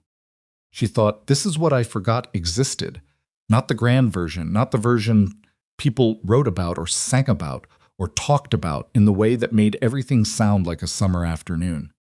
The ordinary version, 2 people at a table talking about cattle and fence lines and apple trees. The specific, unglamorous, absolutely irreplaceable warmth of having someone who was interested in the same things you were interested in because they were the things that made up your actual life. Thomas had given her that. Edmund had given her a different version of it. She'd thought, after Edmund, that she'd used up her portion, that some things you only got a certain number of times, and she'd had hers. She was starting to think she'd been wrong about that. The thing about being wrong in that particular direction was that it was terrifying in a way that being wrong in the other direction wasn't. Being wrong about the apple tree surviving fine. Being wrong about the fence needing repair fixable. Being wrong about whether she could do this again, whether she could let someone into the daily texture of her life and not spend every ordinary Tuesday waiting for the morning that started normal and didn't end that way. She got up and put the dishes in the basin and told herself to stop. She was still standing at the basin when she heard the horse. One horse, coming fast from the direction of town, which at this hour past 9 in the evening, the road dark and cold, was not a good sign. She dried her hands and went to the door and opened it before whoever it was could knock, because fast horses after dark in a frontier settlement meant one of a limited number of things, none of them casual. It was the foster boy. 14 years old, Alderman Foster's youngest, and he pulled up to her gate breathing hard and said, "Ms. Whitlock, my ma sent me. There's a woman and her daughter stuck out on the ridge road. Their wagon lost an axle 2 miles out and it's going to freeze bad tonight." Ma thought. He stopped. "We got a full house already." Ma thought maybe you had room. She had the door open before he finished the sentence. "Go back and tell your mother I'm coming," she said. "I'll take the bay. Ma said they could wait at our place until." "I'll ride out and bring them myself," Lenora said. "It'll be faster." The boy looked uncertain in the way boys looked when women made decisions more quickly than they'd expected. Then he turned his horse and rode back, and Lenora was already getting her coat. She thought about going to Silas's property. It was on the way, roughly, and he'd want to know, and having 2 horses would have been useful. She decided against it. It was late, and the need was immediate, and she could do this herself. She saddled the bay and rode out on the ridge road in the dark with a lamp, and found them about 1.5 miles out, a woman maybe 10 years older than Lenora and a girl of about 12, huddled under blankets in the tilted wagon with the broken axle dug into the frozen mud. The woman's name was Mrs. Thorne. She had the particular composure of someone who was very cold and very frightened and was not going to show it in front of her daughter if she could help it. "I'm Lenora Whitlock," Lenora said. "I live on the East Road." "Come with me." Mrs. Thorne looked at her in the lamplight with the specific assessment of a woman deciding very quickly whether to trust a stranger. Whatever she saw was apparently satisfactory.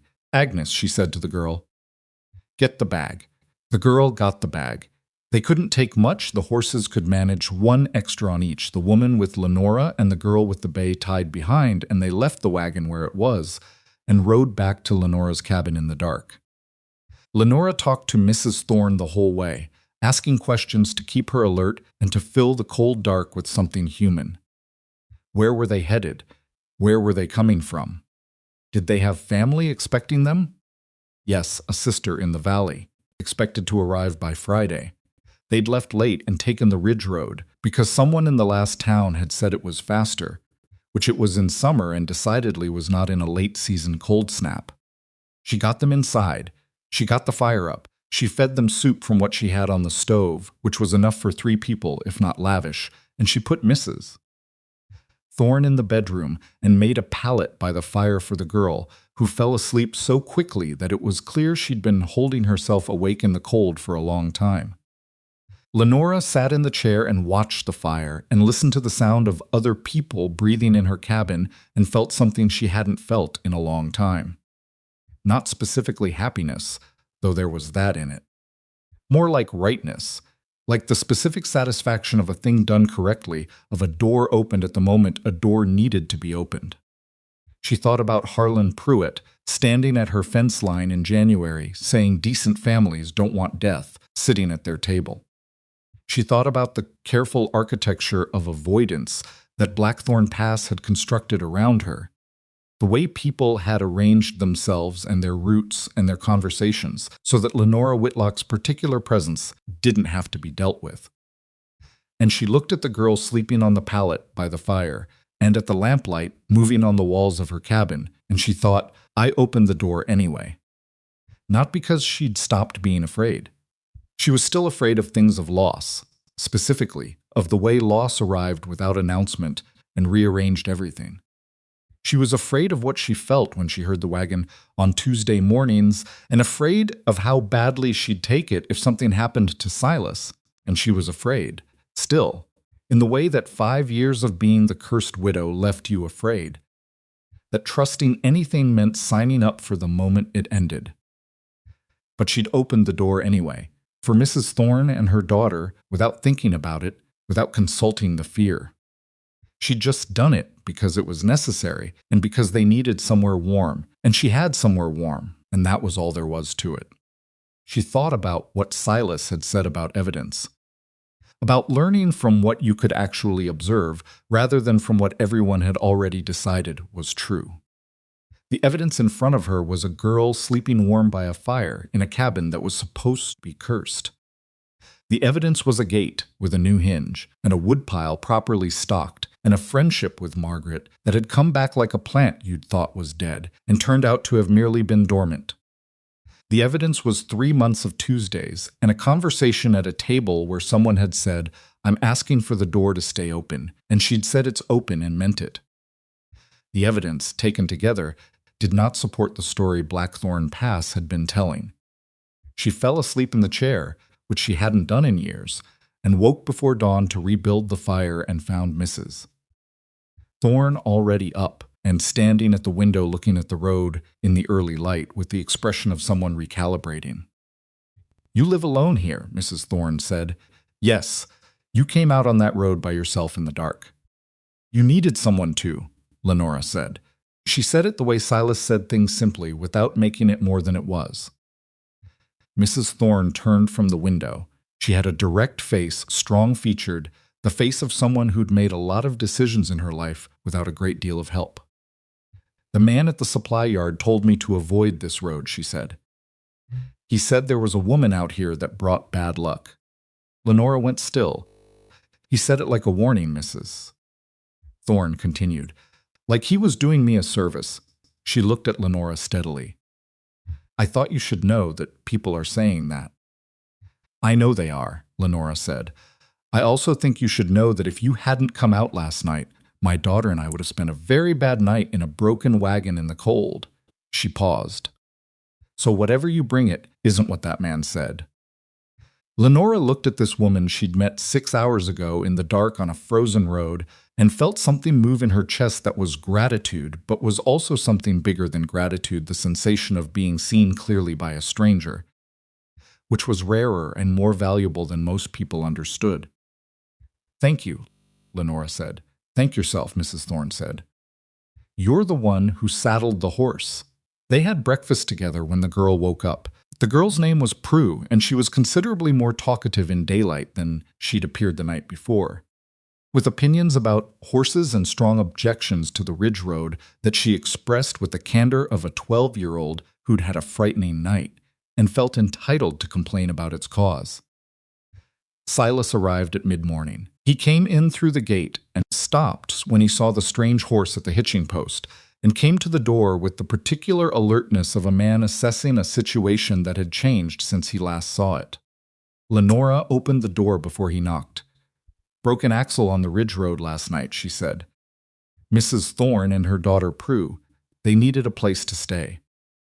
He looked past her into the cabin, the extra plates, the girl at the table with the last of the biscuits, the woman standing by the window who looked at him with the frank assessment she apparently applied to everyone. Then he looked back at Lenora. You went out on the ridge road, in the dark, he said. Foster boy came to the door, she said. It needed doing. He looked at her for a moment with an expression that was more than the usual expression, something that had more heat in it, something that she registered in a specific and not entirely comfortable way, because it was clear and it was uncomplicated and it was aimed entirely at her. Mrs. Thorne, he said, turning to the woman at the window. I've got a wagon. I can haul yours in for repair or help you get to your sisters in the valley today, whichever is more useful to you. Mrs. Thorne looked at him, looked at Lenora, back at him. The valley would be more useful, she said. Give me an hour, he said. He looked at Lenora again, briefly, and she could read in it everything he didn't say, which was something along the lines of, "We'll talk about this later." Not with any edge to it, just the recognition that something had happened that was worth discussing. She nodded. He left. She sat back down at the table with Mrs. Thorne and Prue, and they finished breakfast, and Prue told her about the horses she wanted to own when she grew up, and Mrs. Thorne caught Lenora's eye over the girl's head, and there was a warmth in that glance that felt absolutely ordinary, and was therefore not ordinary. At all, it was the warmth of women who had spent time together in a difficult circumstance and come out the other side of it trusting each other, which was one of the fastest ways humans had of arriving at something genuine. Silas came back in just under an hour. He loaded their bags and got Mrs. Thorne and Prue settled on the bench and looked at Lenora standing at the gate. "I'll be back before evening," he said. "I know," she said. He paused with the reins in his hands. "What you did last night," he stopped. He seemed to consider how to say it, and then said it plainly, the way he said things. "That took something. It didn't take anything," she said. "They needed help, Lenora." He looked at her, and his voice had the particular quality it sometimes got when he wanted to make sure she actually heard him. "For 5 years, this town told you that you bringing trouble to people's doors. And last night, when someone was in trouble, you opened yours." He paused. "That's not a small thing." She looked up at him on the wagon bench and felt the truth of it land in a way she hadn't let it land before now, the specific weight of what had shifted. Not in the town, not yet, but in her. In the understanding of herself as someone who could still do that. Who could still saddle a horse in the dark and ride toward someone who needed help without calculating what it cost or what the town would say or whether it would be used against her. "Get them to the valley safely," she said. He picked up the reins. "Yes, ma'am," he said, and drove out. She stood at the gate and watched the wagon go and thought about what he'd said. Not the words exactly, but what was underneath them, the recognition that she had done something deliberate without realizing. It was deliberate, that she had made a choice that contradicted 5 years of being told what she was, and that the choice had been instinctive, which meant it had come from somewhere that the stories hadn't managed to reach. She went back inside. The cabin was quiet with them gone, the breakfast things still on the table, the pallet by the fire that she'd need to put back in the bedroom. She stood in the middle of the room and looked at it, the cups and the plates and the extra chair pulled out from the corner, and the general evidence of other people having been here, having been warm and fed and safe. The house that Blackthorn Pass had whispered about for 5 years. The house where death lived, according to Harlan Pruitt. The house decent families kept their children away from. She looked at all of it. Then she rolled up her sleeves and started clearing the table. And she felt, underneath everything, underneath the tiredness and the complicated weight of the morning, a clarity that she hadn't felt in so long that it took her a moment to identify it. She was not cursed. She never had been. She was a woman who'd lost people she loved to the ordinary terrible randomness of a hard life, and she'd been alone for 5 years while a town told her that her grief was contagious. And she'd survived all of it, the loss and the isolation and the whispers, and Pruitt at the fence line she'd survived it, and she'd kept her fence and fed her animals and split her own wood, and she was still here in this cabin, clearing the breakfast table after a night that had proved, as clearly as anything could prove anything, that the story Blackthorn Pass had been telling was wrong. She was still here, and Silas Redfern was coming back before evening. She washed the dishes. She put the pallet back. She went out and checked the lean-to, which was getting low, and made a note to tell Silas when he came back that they'd need another delivery before May. She checked the gate with the new hinge. She walked the south fence line and looked at the leaning section and decided it needed attention before summer, and she'd ask Silas to look at it with her on Saturday if the weather held. The afternoon went quietly. The sky cleared for the first time in days, the particular clear that came when the temperature was genuinely climbing and meant it, and the mud in the road began to look less like permanent condition and more like a temporary inconvenience. Things were thawing. Everything was thawing, slowly and imperfectly, and without any guarantee about what lay underneath. Thawing. She was at the south fence when she heard the wagon coming back from the valley road. Earlier than she'd expected, the road must have been better than Silas had anticipated. She didn't go to the gate immediately. She finished looking at the fence section, finished her assessment, and then walked back around the cabin at a pace that was entirely her own. He was at the gate when she came around the corner, already down from the bench, and he looked at her with the direct look that she'd stopped finding startling and had started finding essential. And she thought about the east pasture and the supper table, and the way he'd said, "I'm asking for the door to stay open," and how she'd said it's open. She thought about Mrs. Thorne saying, "You're the one who saddled the horse." She thought about 5 years of being careful. 5 years of calculating what she showed and what she said, and who she let close and how close, and what it had gotten her, which was a cabin with a good fence and a full woodpile, and no one to split the silence with on a cold morning. She stopped at the gate and she looked at him, and she said, "South fence needs attention. I'd like your opinion on it if you have time Saturday." He was quiet for a moment. "I have time Saturday," he said. "Come for breakfast," she said. He looked at her. Something in his face settled, not dramatically, not with any great show, but the way things settled when they'd found the place they'd been looking for. "Yes," he said. "All right." She opened the gate for him. He came through, and neither of them said anything else about it, because nothing else needed saying. The south fence needed looking at, and he was coming on Saturday, and the afternoon light was doing what afternoon light did in April when the temperature finally started climbing, turning everything it touched a shade warmer than it deserved. It was enough. It was, she understood now, more than enough. It was, in fact, the beginning. He came for breakfast on Saturday. He brought eggs, which she hadn't asked for and hadn't expected a dozen of them wrapped in cloth, still warm from the morning.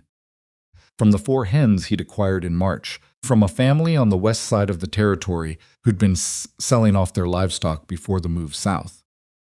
He set them on her table without comment, the way he brought things, like it was simply the natural consequence of having them and knowing she'd use them. She made eggs and the last of the salt pork and coffee so strong it nearly stood up on its own, which was how both of them drank it. And they ate at the table in the early morning quiet, with the April light coming through the east window for the first time, at a proper angle, the kind of light that meant the season was finally committing to something. They looked at the south fence after breakfast. It was worse than she'd described and not as bad as she'd feared, which was the usual shape of things. 2 posts needed replacing, and a 3rd section had pulled loose from its anchor in the frost heave of winter and would need restringing before the cattle season proper. Silas walked it twice without saying much, and then told her what he thought, and she told him what she'd been thinking, and they disagreed about the order of operations she wanted to replace the posts first. He thought restringing, the pulled section, was more urgent because it was a gap, and they talked through it standing in the mud in the April morning and arrived at a compromise that was better than either of their original positions, which was how good arguments ended when both people were actually thinking rather than performing. "Thursday," he said, meaning when they'd start. "Thursday," she agreed. He came Thursday. They worked the fence. For the better part of the day, she handed materials and held posts while he drove them, and she restrung the loose section herself while he worked on the 2nd post. And by mid-afternoon, the south fence was in better shape than it had been since Edmund's time. It wasn't perfect. The 3rd post was still old and would need replacing before winter, but it was solid and it was done. And they stood back and looked at it in the late afternoon light with the particular satisfaction of 2 people who'd done something real with their hands.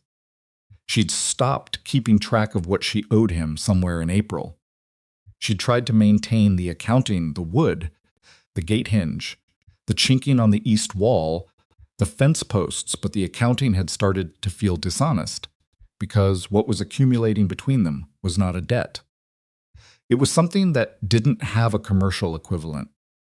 You didn't account for the way someone handed back your coffee cup, or the way they told you when they were wrong about something, or the way they sat in your kitchen and made the silence feel inhabited rather than empty.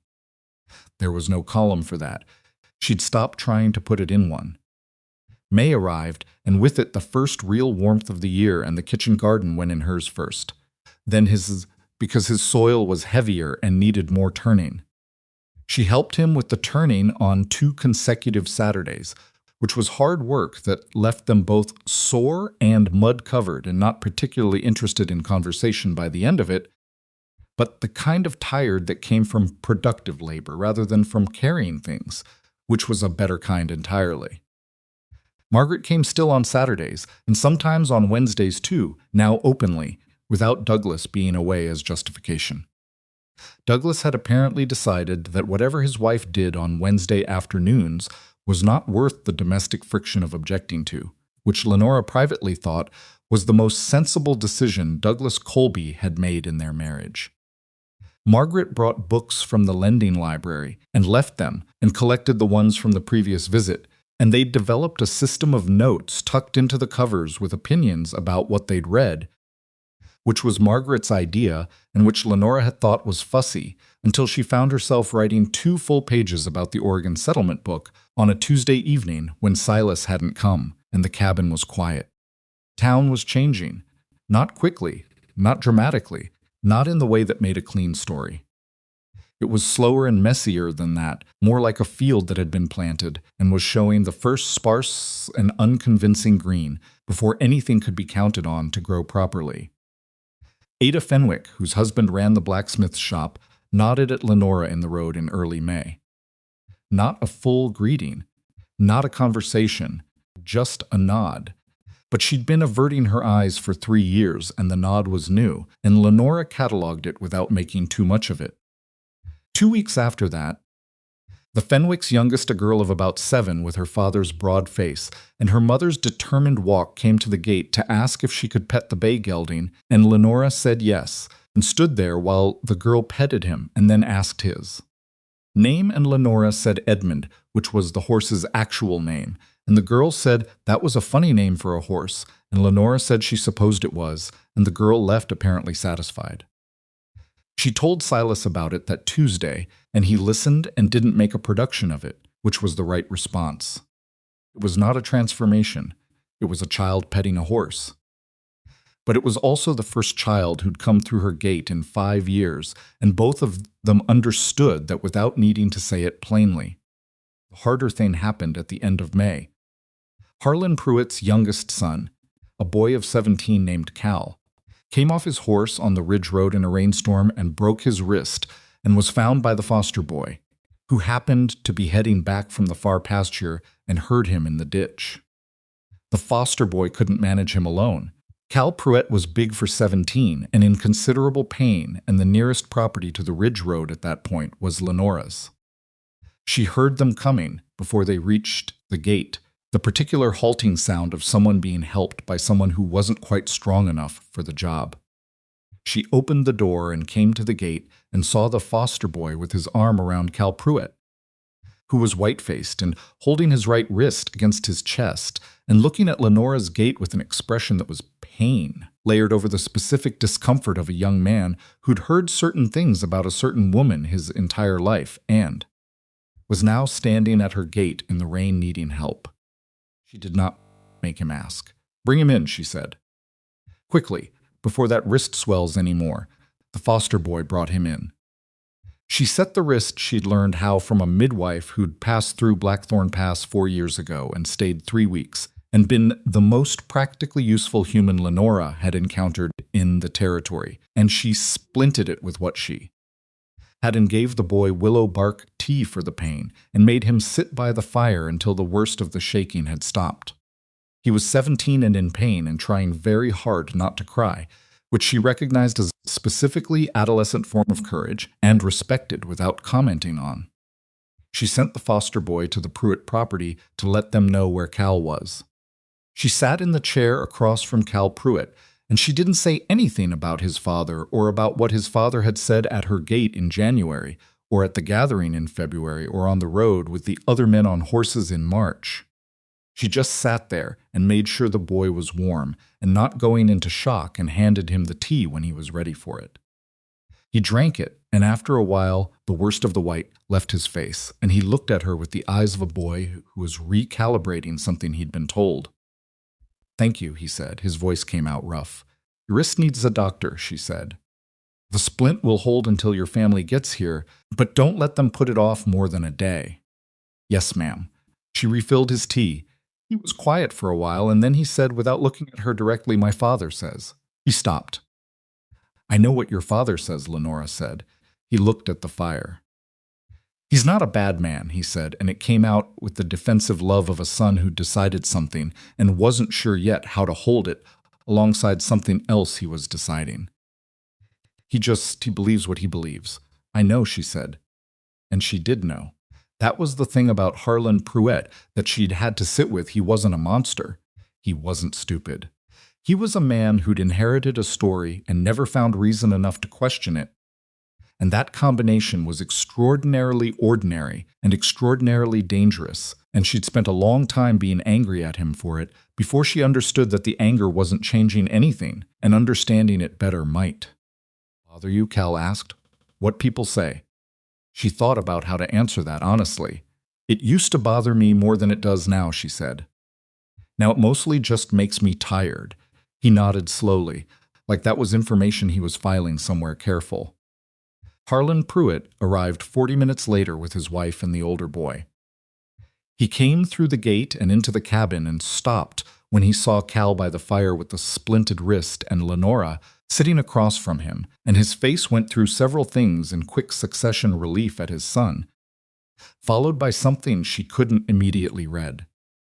He looked at Cal's wrist. He looked at Lenora. He looked at the cup of tea in Cal's hand. "He needs a doctor," Lenora said. "Tomorrow at the latest." "I'll take him in the morning," Pruett said. His voice was quieter than she'd ever heard it. She stood.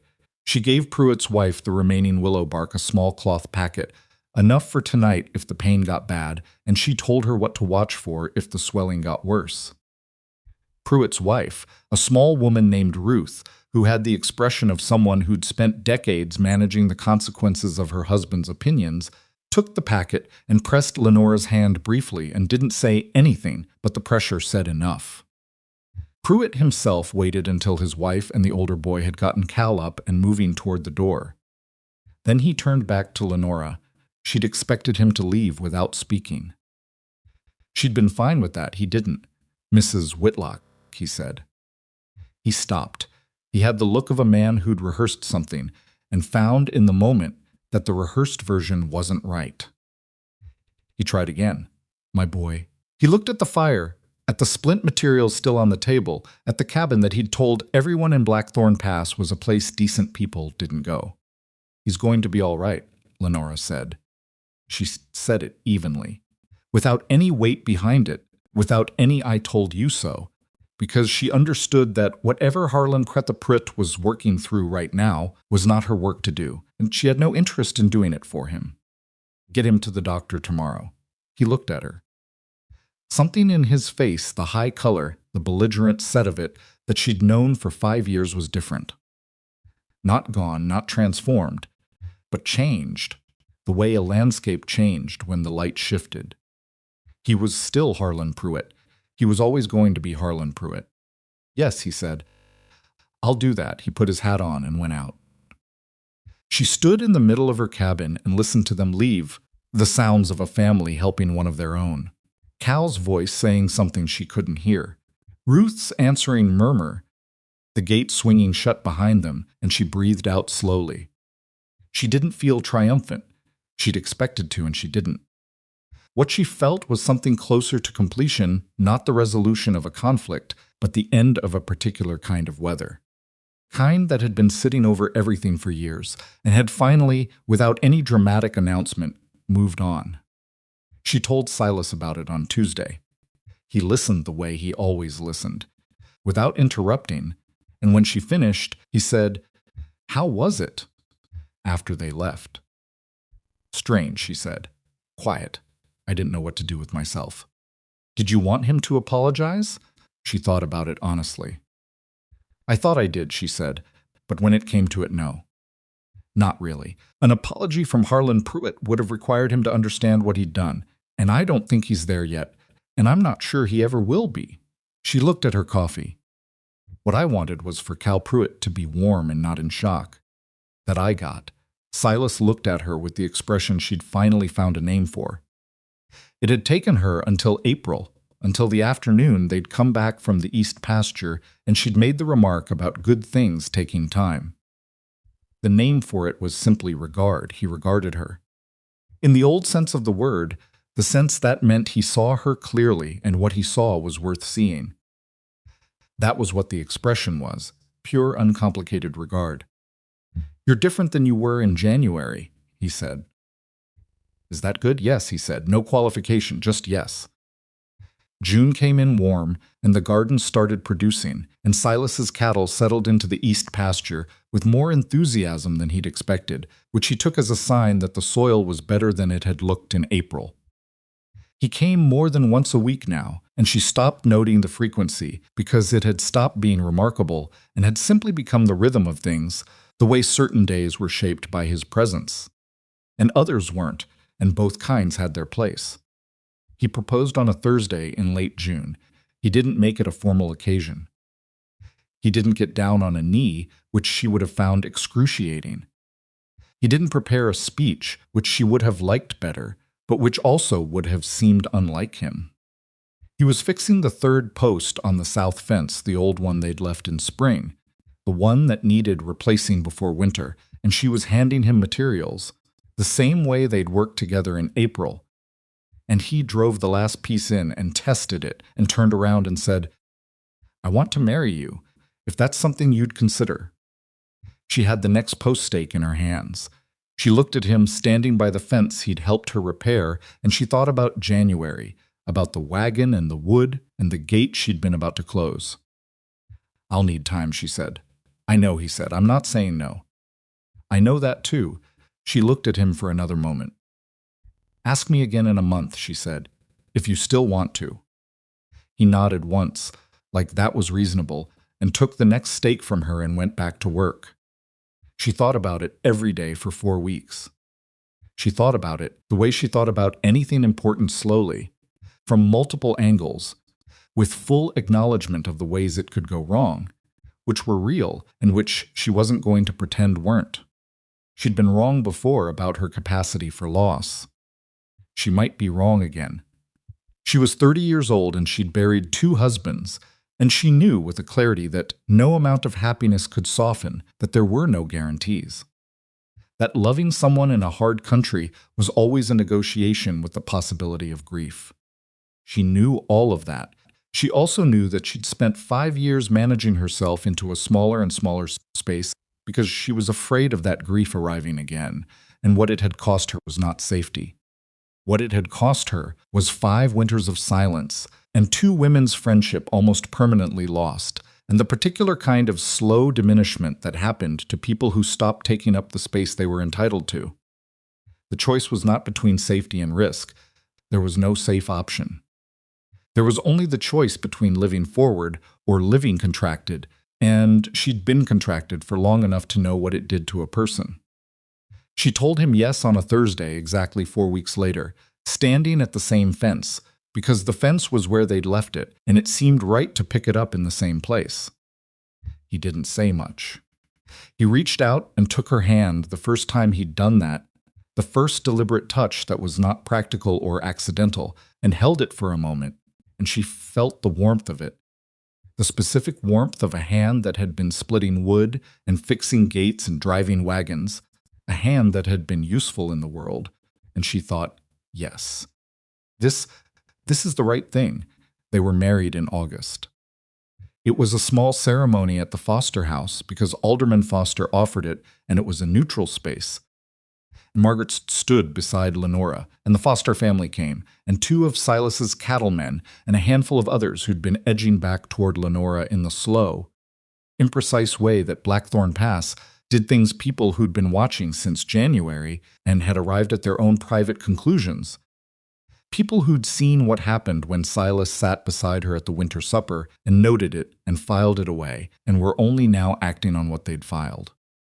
Ruth Pruitt came, without Harlan.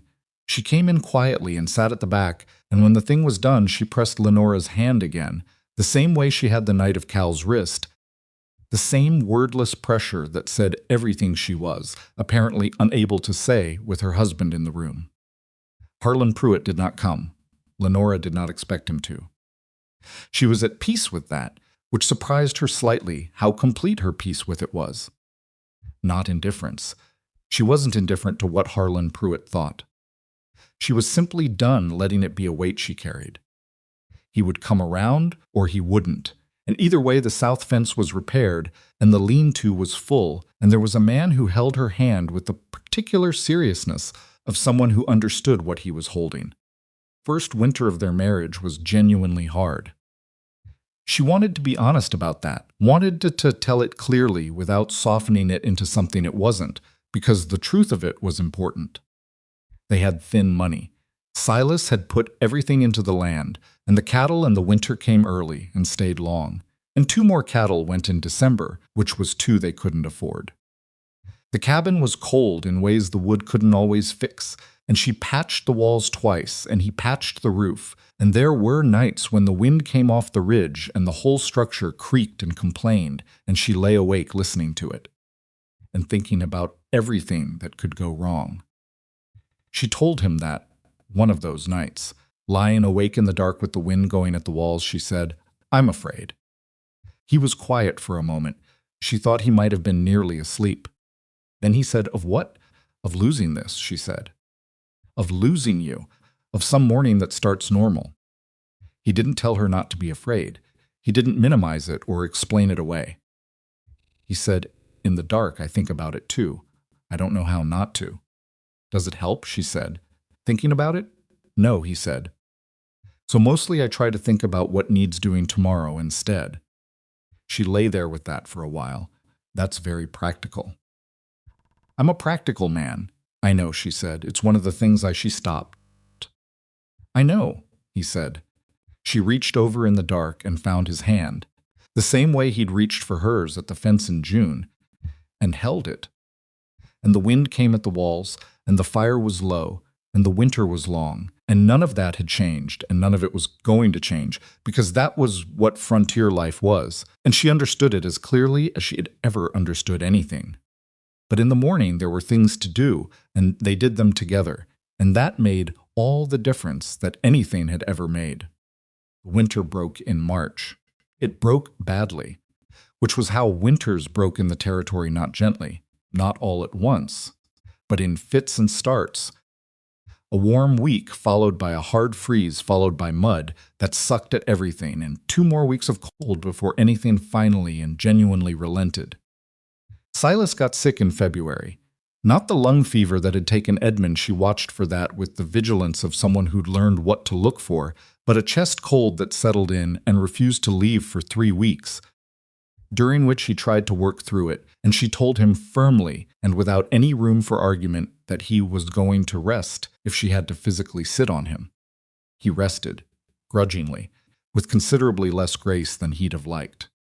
She brought him tea and kept the fire up and read aloud to him from the Oregon Settlement Book, which he'd never read, and he listened with his eyes closed and occasionally commented on the people in it, which told her he was actually listening. She read to him for a week, and when he was well enough to sit up properly, he said, "You were right," about the ordinary people, writing about extraordinary things like another season. "I usually am," she said. "Don't push it," he said, but he was smiling, and she thought, looking at him sitting up in the lamplight with 3 weeks of illness on him and color finally coming back into his face, that this was something she hadn't let herself imagine having again. Not the grand version, the ordinary version, the man in the chair getting well, the fire going, the book on the table. The very small, very specific, very irreplaceable thing. The following winter, their second brought Willa. She arrived in November, which was the worst possible timing from a practical standpoint and the best possible timing from every other standpoint, because a baby in November meant the whole of the hardest season with an infant, which was exhausting and frightening and occasionally hilarious in the way that only extreme sleep deprivation made things hilarious. Silas was useless in the ways that men were useless with newborns and indispensable in the ways that mattered. He got up in the dark and built the fire without being asked. He learned what Willa needed faster than she'd expected him to. He held her in the evenings while Lenora slept, and she'd wake to find him sitting by the fire with the baby on his chest, both of them asleep, his big hands spread across her back. Margaret was there for the birth and for the first week after, and she and Lenora looked at each other over Willa's head on the second day with the particular look of two women who had arrived somewhere neither had been sure they'd get to. "She looks like you," Margaret said. "She looks like a very red and angry person," Lenora said. "I hope that changes. It won't," Margaret said, "but you'll stop noticing." Willa's arrival did something to the town that 5 years of Lenora being reasonable and present and entirely undeserving of the story they'd told about her had not managed to do. There was something about a baby that cut through the accumulated scar tissue of communal opinion in a way that nothing else did. Not argument, not evidence, not a man sitting down at a supper table. A baby was unarguable. A baby in a house you'd been calling cursed required either a fundamental revision of the story or an escalation of the cruelty to a point that most people, faced with an actual infant, could not sustain. People revised. Slowly, imperfectly, with varying degrees of grace. Ada Fenwick brought food in December, the good kind of preserved ham and 2 jars of apple butter, and left it at the door and didn't knock, which was still avoidance dressed up as generosity, but it was movement. The following month, she knocked. The month after that, she came in and held Willa and stayed for an hour and talked about her own children. And when she left, she said, at the door, without preamble, "I should have come sooner." "You're here now," Lenora said, which was all that needed saying. By the time Willa was walking a determined and somewhat reckless walker who had her father's confidence about where she was going, and less of his judgment about whether it was safe, the cabin that had once been avoided was regularly hosting the kind of casual, unremarkable traffic that it had apparently needed all along. Margaret on Wednesdays, Ada and her girls on alternating Saturdays. Foster family when they came east on the road. A neighbor woman from 3 miles out named Cora, who'd moved to the territory last spring and had no history with the stories, and therefore no complicated relationship to manage, who simply appeared one afternoon with her daughter and asked if the girls could play, and Lenora said yes, and that was that. Calder came 2 years after Willa, in the spring, which was infinitely better timing than November, and he was red and angry in exactly the way Willa had been, except louder about it. And Willa was 3, and regarded him with the deep suspicion of an only child whose status had just been revised. And Silas stood in the cabin on the evening of Calder's second day, and looked at his daughter regarding her brother with maximum skepticism and said, "She's going to run the whole operation in about 4 years." "She's going to run it before that," Lenora said. She was right. Harlan Pruitt came in the fall after Calder was born. He came alone on a Tuesday, which she'd started thinking of as a lucky day for visitors. She was in the garden when she heard the horse and came around the corner, and he was at the gate, and he looked older than she remembered. Or she'd stopped seeing him as the oversized threat he'd been in her life, and now saw him as what he was, a man in his 50s, who'd built his sense of himself on the authority of stories he'd never questioned, and was perhaps, finally, beginning to understand what that had cost someone else. He took his hat off at the gate. She walked to the gate and looked at him and waited. "I heard about the boy," he said. He meant Calder. "Congratulations. Thank you," she said, a long pause. He looked at his hat in his hands. He was not a man who found this kind of thing easy, and she gave him credit for attempting it anyway. He stopped. "My wife has been telling me for a long time that I was wrong about you." Another stop. "I told her she didn't understand how things worked out here." "And now?" Lenora said. He looked at her. Something in his face, the color, the set of it was the same as it had always been, but underneath it was something she hadn't seen before.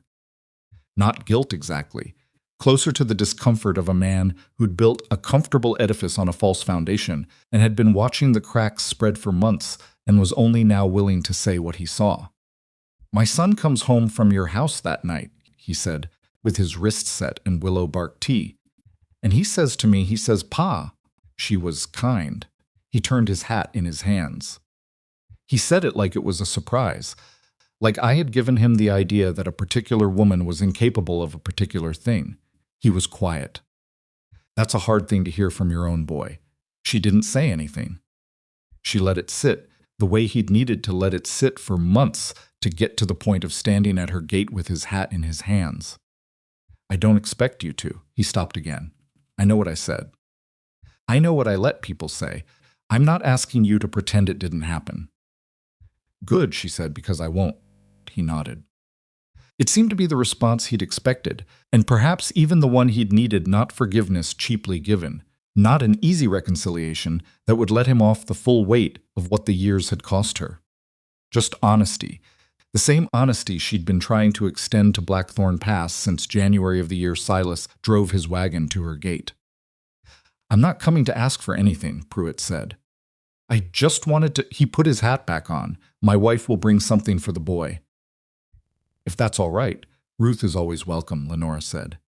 He nodded again and got back on his horse and rode out, and she watched him go down the east road and turned and went back to the garden, and she stood among the late-season plants with her hands at her sides and breathed in the fall air, which smelled like turned soil and something woodsy coming off the ridge, and she thought about 5 years and about a wagon full of firewood and about the specific cost and specific worth of holding on long enough for things to change. Changed. Not all the way, not for everyone, not cleanly. That wasn't how it worked. Harlan Pruitt never became her friend, and she never expected him to. There were still people in Blackthorn Pass who crossed the road when she came to town, though there were fewer of them every year, and the ones who remained were the ones who'd have found something to cross the road about regardless. The world had not been transformed. It had simply, gradually, been corrected the way you corrected a fence line that had drifted, not by tearing it all down, but by adjusting what had gone wrong and driving the stakes back into ground that would hold them. What she thought about in the years that followed was not the town. She thought about the gate. Not the gate with the new hinge, though that gate held through 3 more winters before it needed replacing. The idea of the gate. The choice that a gate represented, every time you stood at it, the choice about what you were going to do with the territory between your property and the world. The question of what you owed to people who hadn't earned your openness and what you owed to yourself. She'd thought, for 5 years, that keeping the gate was the same as protecting herself. That if she stayed inside the fence of what she was certain of her property, her routine, her managed and contained life, she couldn't be hurt as badly as she'd already been hurt. What she hadn't understood was that the fence she'd built wasn't keeping anything dangerous out. It was keeping her in. It was making her smaller by degrees, in a way so gradual she'd almost stopped noticing. It had taken a stranger with a wagon full of wood and a crooked nose and a habit of looking at things as they actually were to drive up to that gate and make the case, not with any dramatic speech, not with any particular heroism, but with the simple repeated fact of his presence that opening the gate was not the same as agreeing to be hurt. It was the same as agreeing to be alive. There was a particular evening in Willa's 5th year that Lenora came back to often when she thought about all of it. A summer evening, long light, the garden in and the cattle settled and Calder asleep already, because Calder was a child who surrendered to sleep without argument, which they both considered a gift from the universe. Silas was outside stacking the first cord of the season's wood, and Willa was with him, carrying the smallest pieces with the absolute seriousness of a child who had decided she was doing real work and was correct. Lenora stood in the doorway and watched them. She thought about January. About the gray morning and the coffee cup and the sound of a wagon she hadn't been expecting. About standing in her doorway with her armor up and her door at her back, waiting to find out what the angle was, waiting to discover what it was going to cost her this time. She thought about what it had cost her, not what she'd feared. What it had actually cost her was the month she'd spent managing herself against it, the Tuesdays she'd almost not been present for because she was too busy being afraid of them, the conversations she'd held back in, the particular closed quality that she'd worn like a second coat through the early months, the way she'd watched Silas for the angle that never came, the way she'd needed him to prove and reprove and prove again what should have been provable once. That was what it had cost, not another loss, just the time she'd spent bracing for one. Willa dropped a piece of wood and picked it up and brought it to the stack and put it on with great ceremony, and looked to see if her father had noticed, and Silas noticed without making a performance of noticing, which was something he was very good at, receiving things that were offered without making the receiver feel observed. Willa was satisfied and went back for another piece. Lenora stood in the doorway and watched her daughter work. She thought about every woman she'd heard about and never met. Out here in the territory, and back east and before that, all the women who'd been handed a story about themselves by the people around them and had eventually made the story true by living inside it, not because they were weak, but because stories told about. You long enough became hard to tell from the inside. They filled the space. They made themselves feel inevitable. She thought about what it took to refuse a story. Not dramatically, not with a public speech, not necessarily with any single moment of resistance, but daily, quietly. In the accumulated ordinary choices of a life, the choice to fix the fence instead of let it go, the choice to let someone bring you wood, the choice to go to the winter supper, to stand at the gatepost with your shaking hands and say the true thing out loud, to saddle the horse in the dark, to say yes to a man at a fence line in late June, to get up in the morning and do what needed doing. None of those things were heroic. They were just choices, made imperfectly by an imperfect person who was afraid most of the time and did them anyway. That, she'd come to think, was the only version of courage that was actually available to real people living real lives. Not the absence of fear, just the refusal to let fear be the last word on what you were going to do. Silas looked up from the wood stack and saw her in the doorway, and the look that passed between them was entirely private and entirely ordinary. The look of two people who'd been in each other's mornings long enough that a glance carried what would have taken sentences before. He looked at her. She looked at him. Willa brought another piece of wood. The evening was warm and the light was long, and the gate on the north side was latched and would hold. She stepped back from the doorway. She left it open.